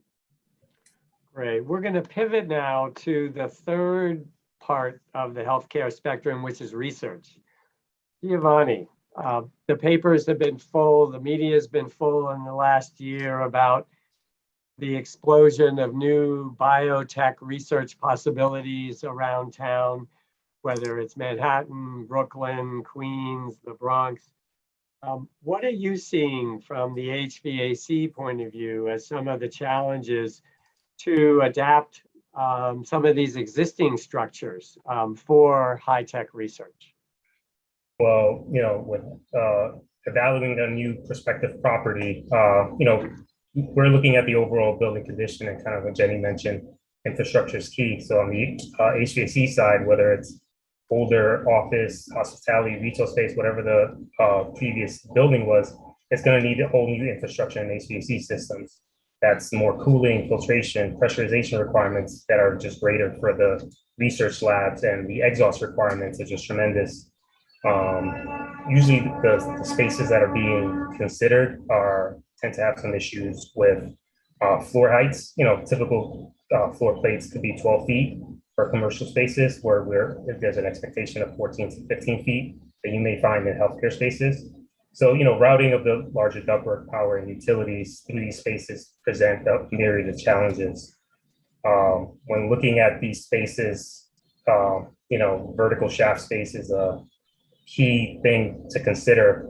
And it's essentially is the creation of more of it, because a lot of the buildings just don't have enough of it.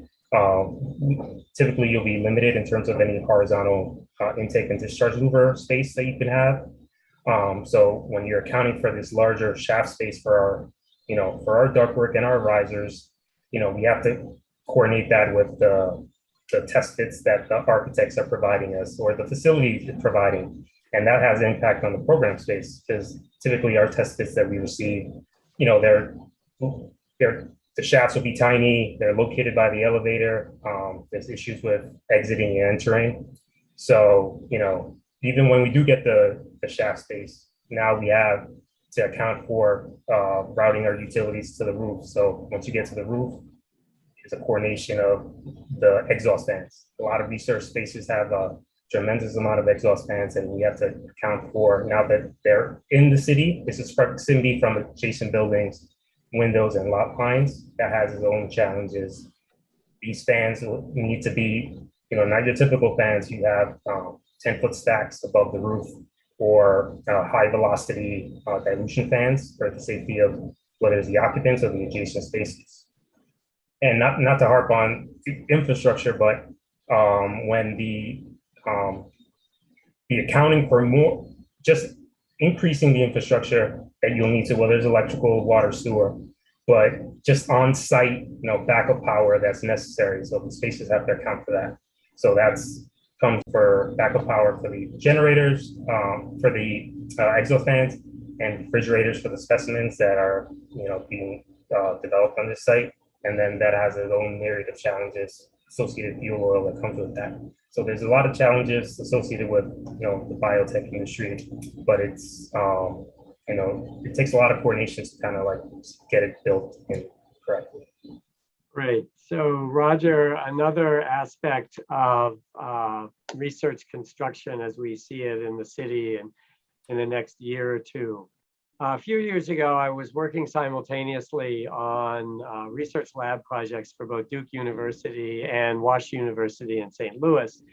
And interestingly enough, within the same month, both of our client representatives started talking about the idea of, could they actually charge enough rent in the new buildings to the researchers that they were planning to put into these new buildings to actually justify the cost of putting them into place? So, Roger, as MSK is a leading research institution, do you see any role for private sector developers of research lab buildings that MSK might want to be a tenant in?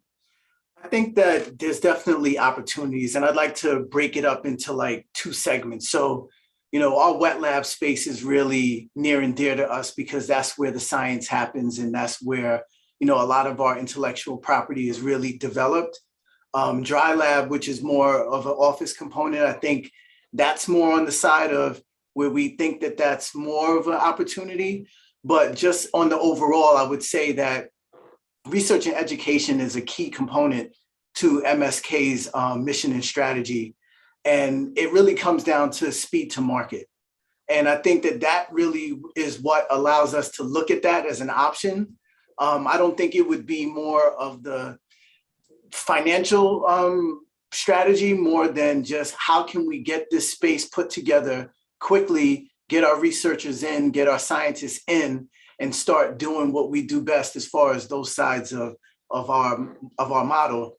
So I think not so much as a financial opportunity, but more about how fast can we get this opportunity in place for us to get in and start doing what we do. Great, thank you. So we're going to switch to the fourth sector now, virtual healthcare. One of the earlier panelists Tomas, I think it was, from ENIAD, talked about new diagnostic pods that are being rolled out, and could these be in every corner CVS? So thinking about the virtual, Roger, continuing with you, how does MSK see virtual healthcare in 2022 and beyond? Is this something you're going to invest in, and where might you be investing, and where might you be building? Well, it was always a part of our strategy and roadmap, but I think the pandemic, just put it on rocket fuel, and we had to adapt to the scenario, and we saw a lot that could be accomplished with virtual healthcare as far as telemedicine. That's really where I'm going with it. And I think what we saw as the backlash of that, whether you look at this as a good thing or a bad thing, is that a lot of that exam room space became softer space that could actually be repurposed into whatever that critical need is within that facility or critical need within the organization.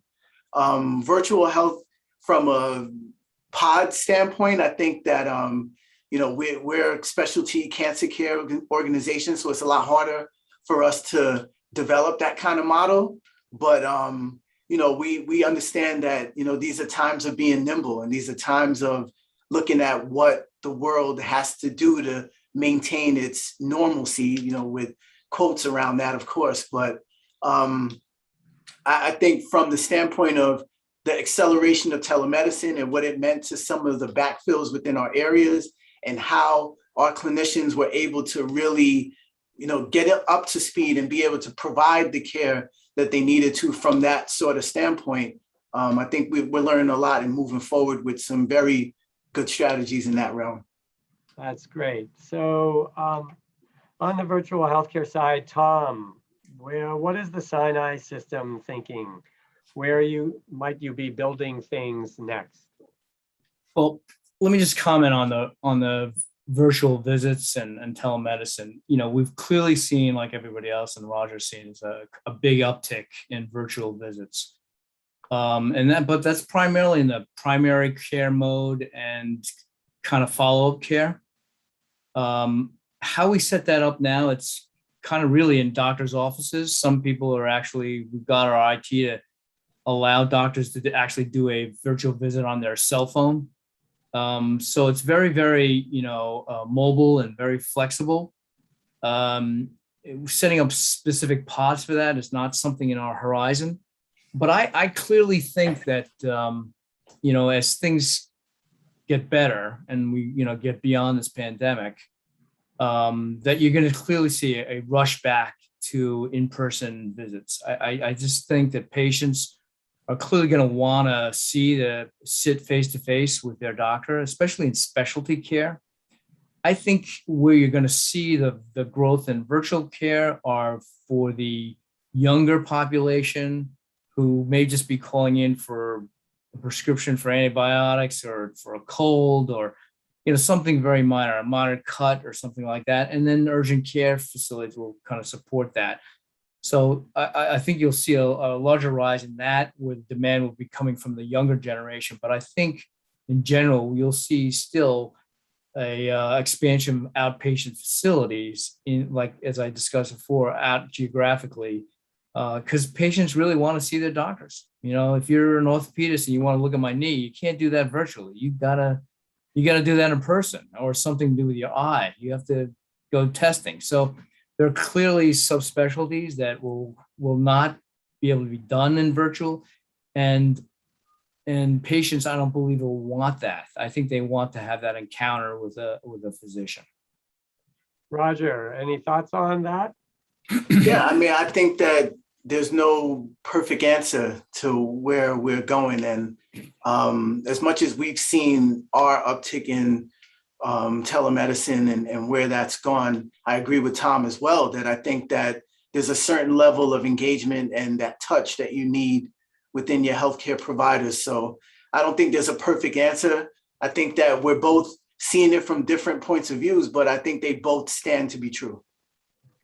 Okay, great. We're going to pivot a little now to look at a different aspect of the construction outlook, which is, as some of the previous panelists have talked about, how do we do all of this better? And since we have the good fortune of having some engineers and a construction manager here on this panel, we're going to ask them maybe some slightly unusual questions. So Giovanni, we're going to start with you.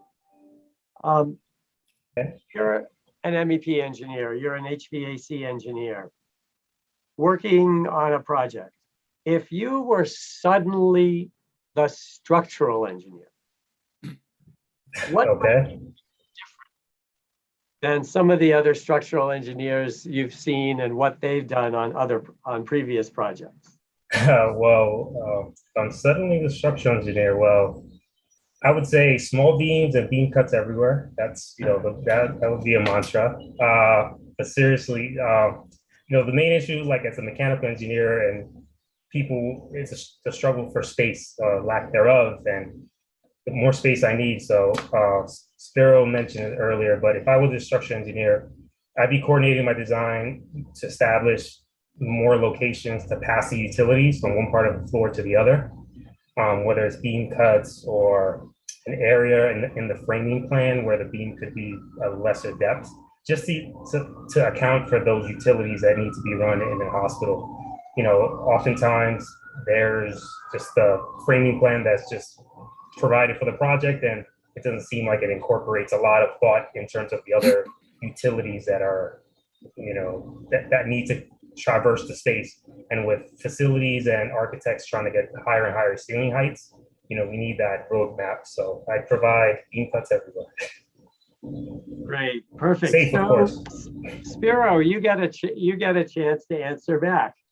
KPFF are great structural engineers. I've worked with them in the past on a couple of projects.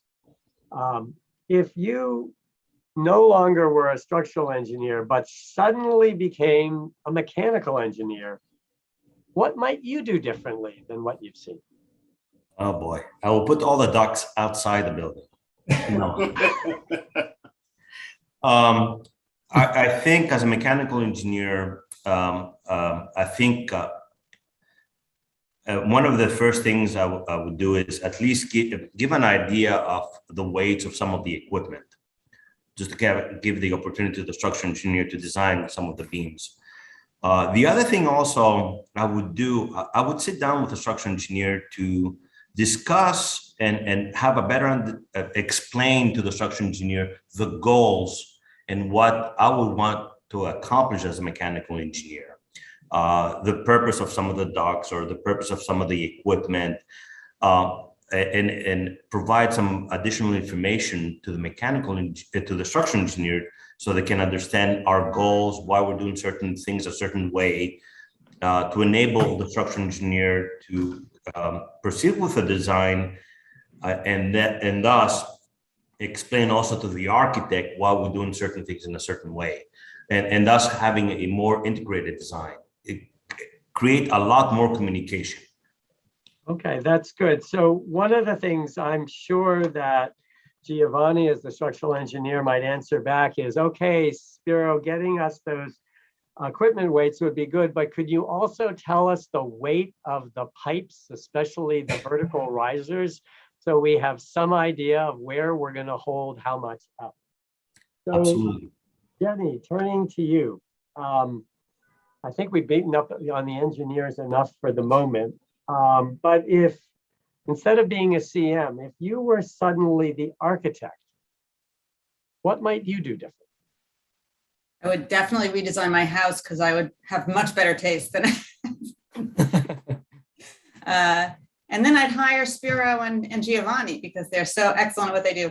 But beyond that, I think that from my perspective, it's all about prefabrication and starting the collaborative process earlier and engaging with all of the players. And we've talked about that across the industry for so many years. We've moved towards it so painfully slowly for I guess, a lot of reasons. But it's really seems to me that our best products and the way that we construct could be expedited. I mean, it was amazing to watch during the early days of this pandemic how quickly we built facilities. The collaboration that went into that process was just remarkable. And I think we need to hold on to as much of that as we can. And I think a lot of it started with getting the whole team together very early and seeing how we could expedite and move forward and eliminate some of the speed bumps and challenges that really prolong our construction processes. Great. A year ago at this conference, I actually moderated a panel on lessons learned from COVID, and it was interesting to hear the panel's comments today. Also, one of the comments I think that Emil made, where trying to get a project done in a quick 7 or 8 months, he instructed the design team at the outset that they couldn't specify anything that we couldn't get our hands on in 6 weeks. So reflecting on that, Tom, and knowing that the design teams and the construction teams all really have enjoyed, despite the intense pressure and the crazy hours and how serious it was and some of the health risks, we actually like being able to achieve those projects for our healthcare clients, certainly in the first year.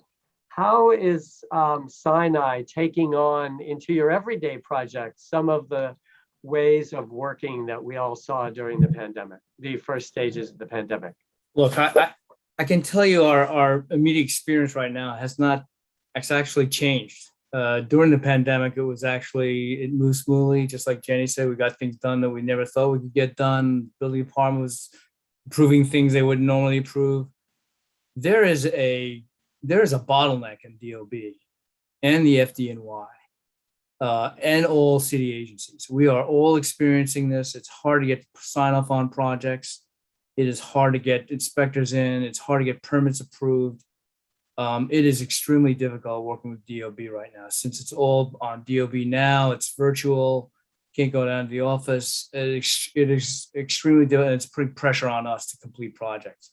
At the same token, the city has also put into place, we have put it on ourselves, that every general contractor and their subcontractors and their employees must show proof of vaccination. Otherwise, they cannot come onto our job sites.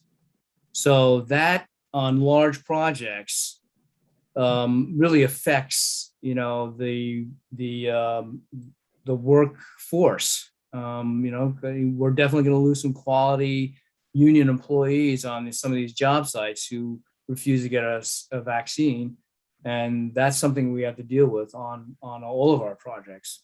So, quite frankly, what we experienced in the pandemic, we're not experiencing right now. Matter of fact, it's getting more difficult. I think we have challenges ahead because the materials are hard to get a hold of. Europe, we're having a supply chain problem across the board in every aspect of construction. So, where we were in the middle of the pandemic is one thing, but where we are now, it's much different. Okay, so Roger, earlier on, Tomas was talking about zoning in the city and how perhaps our healthcare institutions needed to develop a strategy to talk to City Hall about what could be done and make some modifications to the zoning in New York so that all of our clients could continue to grow and change and modernize and keep up with latest treatments and patient demands. And Tom is now talking about, so zoning is one thing. Tom's talking about two of our favorite places, DOB and FDNY, and that perhaps there's a dialogue that might need to happen there as well. I guess we're having a mayoral election a little bit later this fall. So Roger, any thoughts on all of this and where MSK might say would be the first thing to focus on? Yeah, I think city agencies are a major hurdle right now. And I think collectively, I would love to see some partnerships with some of the healthcare organizations in the area to really set up that kind of conversation and really see what we can do and allow us to continue to do what we need to do in this environment. Zoning, I think, is a major issue. If I had to rate it, I would put that number 2. And I think number two, because of what we discussed previously, which is we have so many aging facilities that, you know, sometimes they're beyond renovation. Sometimes it's time to take this one down and do it differently. So I think zoning is going to be key to that conversation. I will try to end it on a lighter note with just the way the teams were able to pull it together. I mean, we literally opened up a operating room project in January, beginning of the pandemic. And I could say from my perspective, I thought there was no way in hell we were going to be able to make the schedule that we put forth. So I started moving money, I started extending things. And I mean, I was shocked by just how our clinical stakeholders, the design and the construction teams were able to really work together in that virtual environment and get us approvals and I mean, like design approvals and, you know, things like that way faster than I thought could ever be imagined. And it's a testament to not only my organization, but Tom's and any other healthcare organization in the city.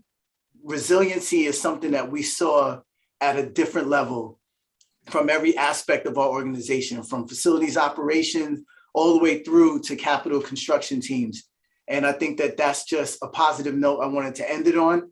But Tom, I'd definitely like to catch up with you and talk about how we can collectively put a strategy together to deal with some of these approval agencies. Yeah, it's really troubling right now. But I also just want to comment, as you said, Roger. You know, we opened up a decommissioned bed floor of about 60 beds within 30 days during the pandemic. I mean, that was, you know, unheard of. We actually, one of our board members who runs related companies, Jeff Blau, brought in a team. We had it constructed and up and running within literally 30 days, which was phenomenal.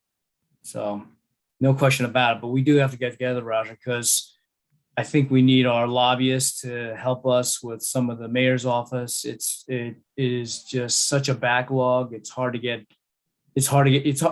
have several buildings where we don't even have a TCO. Right. You know, that's not unheard of though. There's probably thousands of buildings in New York City that don't have a TCO or expired or not renewed or don't even have a CFO. We all experience that.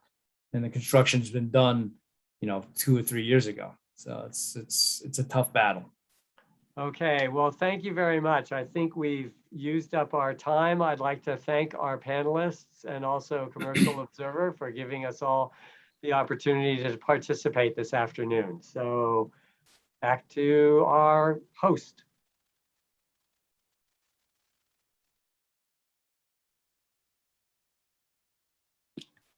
Thank you, Mitch. And thank you again to our panelists. Now for our closing keynote, please welcome our moderator, Raul Dukaki, Principal Senior Vice President at Loring Consulting Engineers, and our keynote, Allison P. Wilson-Marr, Vice President for Real Estate Design and Construction at Penn Medicine. So good afternoon, everybody, and welcome to the Commercial Observer healthcare event. My name is Rahul Tikekar, and I am here today with Allison Wilson-Marr, who is the Vice President of Real Estate Design and Construction at Penn Medicine. Just a quick introduction about myself. Like I said, I am the Principal and Senior Vice President of Healthcare at Loring Consulting Engineers. We are 175 people, MEP engineering construction engineering consulting firm, and we have 7 offices across the United States and also 1 in Canada. And besides our MEP services, we also provide energy and commissioning services as well as sustainable design, and are always looking to provide innovative engineering solutions to world-renowned institutions like Penn Medicine.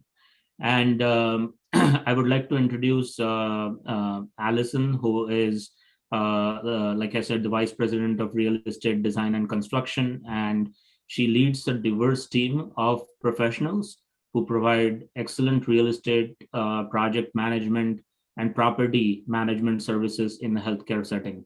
I think it's great to have Allison join this call, as she has tremendous experience in the real estate industry. And Allison, you are managing a very impressive portfolio right now of more than 13 million square feet of real estate throughout Eastern Pennsylvania and New Jersey, where Penn Medicine owns a number of these facilities. And I wanted to have a discussion with you regarding some of the exciting projects that are currently going on at Penn Medicine. Thanks, Rahul, and good afternoon, everyone. I'm happy to be here. So thanks for the invitation. As Rahul said, I am the Vice President of Real Estate Design and Construction at Penn Medicine. I've been here for about 2 years. And so as everybody knows, that those 2 years have been marked primarily by COVID. So about 6 months into my tenure, we had to start dealing with the effects of COVID and had a lot of activity around that, obviously. As Rahul said, we have 6 hospitals in southeastern Pennsylvania and southern New Jersey, and we continue to expand, which is one of the exciting things that's going on, with partnerships with other organizations to increase access to care, both in the suburbs and exurbs around the Philadelphia region, as well as in the urban setting as well. So a couple of things that I did immediately upon arriving here at Penn Medicine was to take a look at how we were doing business. We had really grown by acquisition over the last 10 to 15 years, and there weren't a lot of processes and procedures in place. And so we brought some of our processes in-house, such as property management. We reorganized around a lot of our strategy and planning, which we had been, again, growing by acquisition. And so we really focused on the portfolio and what we were doing in the portfolio. We strengthened and expanded a lot of our vendor relationships. And then, of course, the biggest project that was going on when I arrived, and had been going on for 5 years at that point, was our pavilion project, which is a very sophisticated delivery of 1.5 million square feet. It's a $1.6 billion project. It's 504 beds, and that helps us decant the Hospital of the University of Pennsylvania. It is part of HUP, as we call the Hospital of the University of Pennsylvania. It is just across the street, and it's a very exciting project because it was the first and largest IPD, or integrated project delivery project on the East Coast. There is another one that started in southeastern New Jersey, or southern New Jersey, after we did, and has finished before we have, but it's again a much smaller project. So we're really proud of that project. It has just delivered, or it's on the verge of delivery, and we will become patient ready, and we'll move our first patients over to decant those beds from one side of the street to the other side of the street as of October 30th. And we'll go back in another large project to make a lot of our beds from dual capacity rooms just to single bed rooms, which is really exciting for us. Anybody who follows the healthcare industry knows that there's a lot of double occupancy rooms that are still in use, and that is not the way that we want to approach care in the future. So this allows us to really maintain all of those beds, but in a single occupancy state. Again, we're focusing a lot on master planning for all of our campuses, including HUP and what we're going to do with the existing facility. And we're looking to expand into the suburbs in an ambulatory setting, as well as partnering. Again, if anybody follows the Philadelphia healthcare news, we've partnered with Tower Health.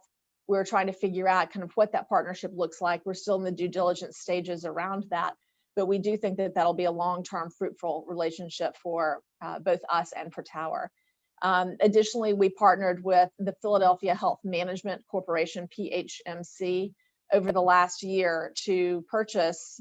PHMC owns Mercy Philadelphia, which is an urban hospital in West Philadelphia, and we operate that hospital while PHMC operates a Healthy Village concept around it. So those are just some of the exciting projects that we've been working on for the last couple of years. We had 2 large projects that delivered about a year ago.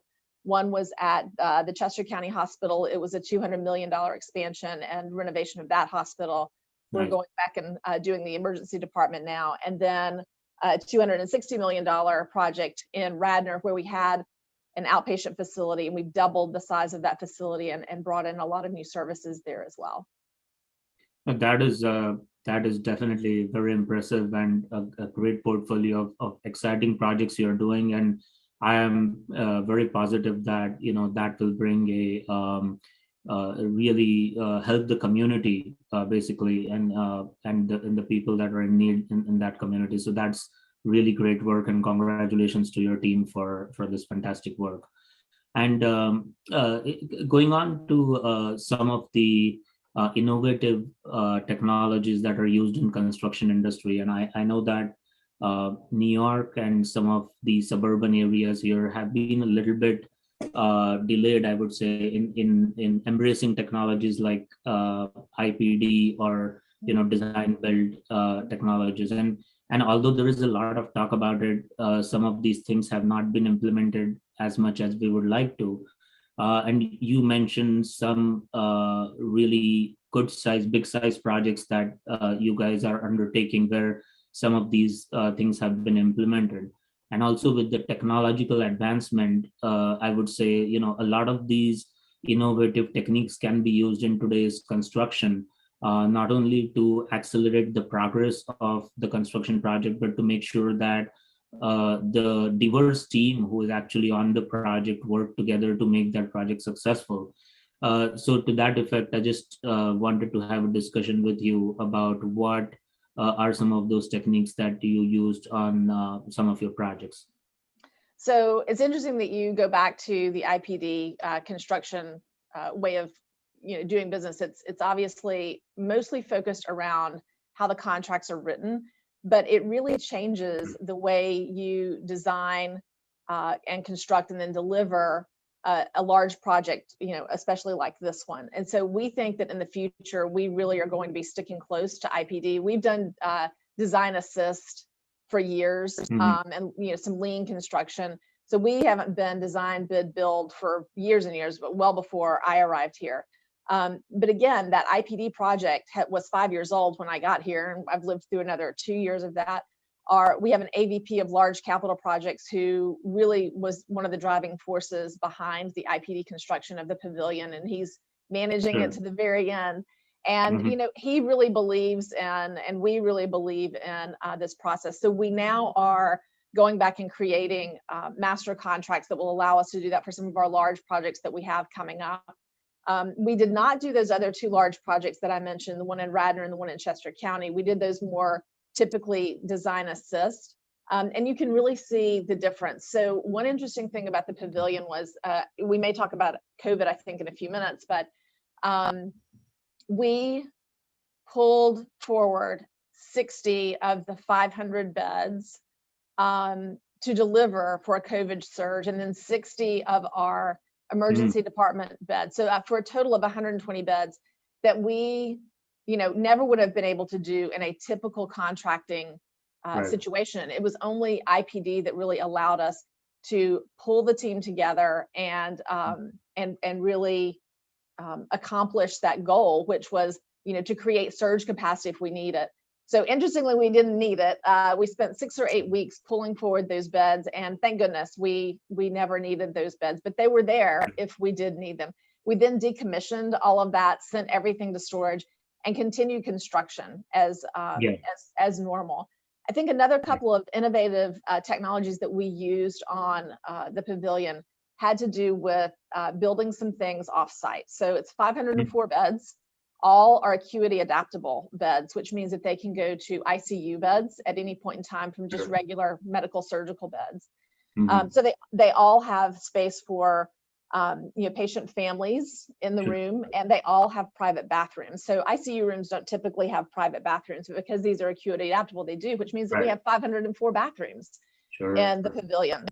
We built them all off-site in a warehouse, and then stacked them on a flatbed truck a little at a time and brought them in overnight. They came up the hoist in the pavilion, and they came in and were set in place in places that were ready in all of the rooms. And so that saved a lot of time, and it saved, we think it saved some money, but it also really increased the quality of construction that we had, because everything was being built, one after the other in a warehouse environment.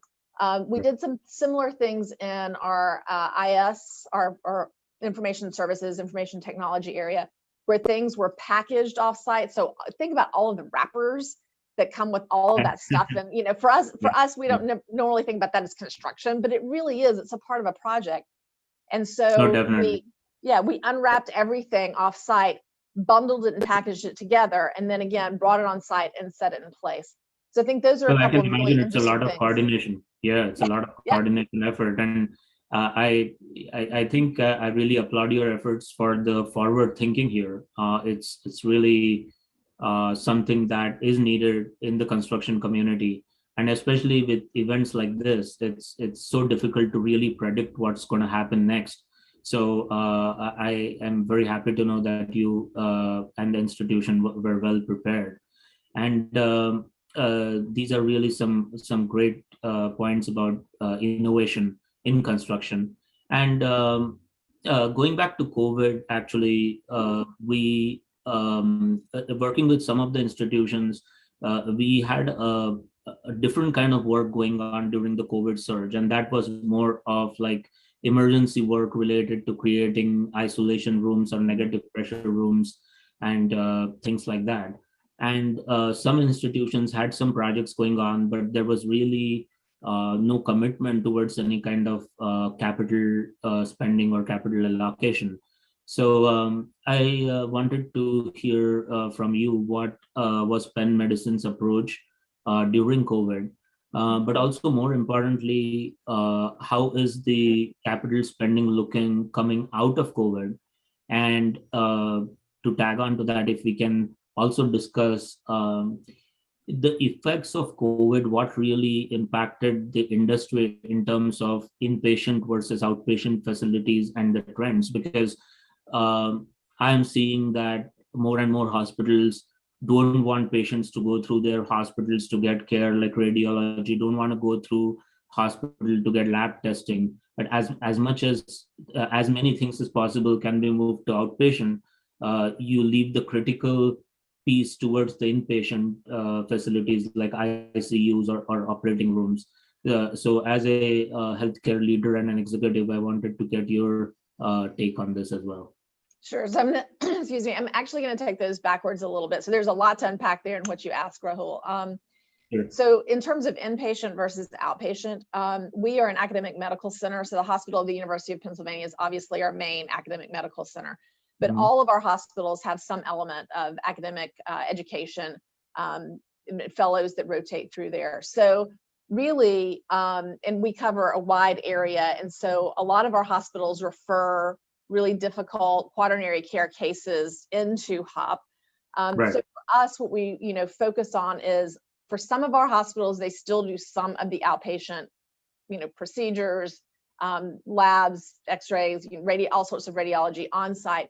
But we do try to force that out into the community as much as possible, not only for customer and patient convenience, Sure. but again, like you say, to really keep them out of a hospital environment and to decant that capacity where we need it for, things like COVID, when those things emerge, or, elective or non-elective, but urgent surgeries that come along. So that was one, real challenge to COVID, was that we sent all of our administrative personnel home, but obviously our clinicians and our caregivers all had to be on site. Our environmental services workers, our food service workers, all of those people. Look, you can't do those jobs from home, even with telemedicine, because care has to be provided in person, obviously. And so that was a big shift for us, was realizing that we could have our administrative staff working from home while still trying to care for patients and caregivers who were on site. We ramped down all of our construction except for the pavilion, and we ramped it down for a couple of weeks until we figured out what we wanted to do, pulled that forward again. But there were projects, we were in the middle of projects and we just pulled the plug on them, sent everybody home, which really caused a kink, I think, in a lot of the construction system. But we didn't know what we were dealing with at that point and how to really safely have people on site working. Eventually what we did was we started releasing some of our capital. It was also a capital preservation period, because we didn't know what to expect. Fortunately, we were financially strong before the pandemic. We weathered the pandemic very well, considering what some of our peers have gone through. and have come out on the other side. So we started funding some of those projects and finishing those projects that were in flight, and then releasing a few others that had been approved in our last budget, capital budget cycle, to go forward. Some of them were not reapproved, and we are now in the middle of our capital budgets. Well, we're actually at the beginning of our capital budget cycle for fiscal year 23. And we expect that there will be more capital that's released. But for us, again, we're looking at large, master planning projects. And so we really have to be careful what we're doing, because we have to balance between really strategically looking at the future at very large projects versus the things just keep us going day to day, the renovation projects for things that make operations smoother. So we think that there'll be a lot more that comes out this year, but it's going to be sort of like two types of projects for us. Yeah, no, definitely. And I mean, I don't know what you're thinking about this is, but I feel like as healthcare has progressed and we started having these functional program requirements at the start of every project, I think is very important. Also now, considering COVID and what we have learned through it, we incorporate infection control as a means at the very beginning of a project, really, to understand what can be implemented in the project going forward, especially knowing what we went through. And you, as you mentioned before, your institution was well prepared, but as we approach each project by project basis, I mean, if you are doing an emergency department, make sure that you have made provisions, or if you are designing a waiting area, have infection control plan in place. So that I think is really important. I just wanted to switch gears quickly on something that is on everybody's mind now, which is climate change and sustainability and green building design, and the whole approach of reducing the carbon footprint and bringing sustainability into healthcare. And I know it's very challenging. I am personally involved in a number of engineering projects where energy costs are super important, but the first priority goes to the patients. So how do you balance both of those and make use of certain great energy technologies that have come up in the recent years, and make sure that your building is energy efficient, but at the same time caring well for patients? Yeah, so it's easier obviously to do that in new construction than in retrofits or in renovations. We do as much as we can. We are focused on LEED in our larger projects. It varies a little bit from project to project as to what our goals are. We always want to be LEED certified. I believe that the pavilion is on track for gold at this point. But as you said, saving lives and cutting edge technologies, we're energy hogs, and that's really hard. But again, we partner with the University of Pennsylvania. We actually are a subsidiary of the university and are governed by the trustees of the University of Pennsylvania. And so the university is really focused on its carbon footprint, which I think is a lot easier. They've invested a lot in wind and solar energy. And so we're able to take advantage of those things, as well as the design elements that you and I would normally see in any sort of, design type of situation. Sure. No, definitely. And I mean, we have come across many different innovative technologies and really trying to utilize reducing wastage of energy and recovering that energy and investing that energy back into the building, basically. So yes, a great, there are many different ways of energy innovations, but absolutely patient comfort and patient safety is the first priority. And Allison, both of us know that the healthcare industry has come a long way, and especially in the last 10 years, 15 years, there has been this great change where we have a patient-centered environment, I would say, where the whole attention is given to patient care and how patient recovers, and this whole patient experience, I would say, into a hospitality kind of setting. And considering that, and some of the recent events that have happened in terms of COVID, but also all other things that are going in the industry and your competition, I think there's a because of the consolidation, there is a big competition. And how do you differentiate yourself from others? What do you see as some of the challenges that the industry is facing in the short term, I would say maybe a year, and also in the long term, say 5 years from now? Yes, I think there's a couple of elements there. I mean, I think we are really focused on patients and a lot of comforts and conveniences in design. We have on stage, off stage. We have lots of privacy features in our new pavilion. But I think a lot of things that have emerged recently with COVID and the cycle that we're in now, one is the availability of skilled labor. And that's both on our operations side as well as our construction side. Sure. The supply chain, the unpredictability of cost, I think all of us have really experienced that over the last 3 to 4 months, if not longer. And we think that a lot of that will continue in the near future. And then for us, the ultimate is designing for that adaptability and change. So, we used to think of our buildings as 100-year assets. They're not. And we need to come to terms with that. A building that's 50 years old is not cutting edge anymore. It's not environmentally sustainable. It's not operationally efficient. And there are just lots of challenges. And so we need to figure out the combination and the sweet spot of designing for adaptability and change, and just knowing when to call it quits on a building and, cease investment or renewal and start over. I think those are our challenges. Right, understood. That's great. And I think this was a really great discussion and great talk. And I would really like to thank you and the entire staff, including doctors and everybody at Penn Medicine, for doing such a great job in this event of crisis and last year and a part of this year. And I'm sure that going forward as well, it will be, your institution is a great resource for the community. So thank you so much, Allison, for your great insight in the healthcare industry. Thanks, Rahul. It's good to talk to you. Thank you.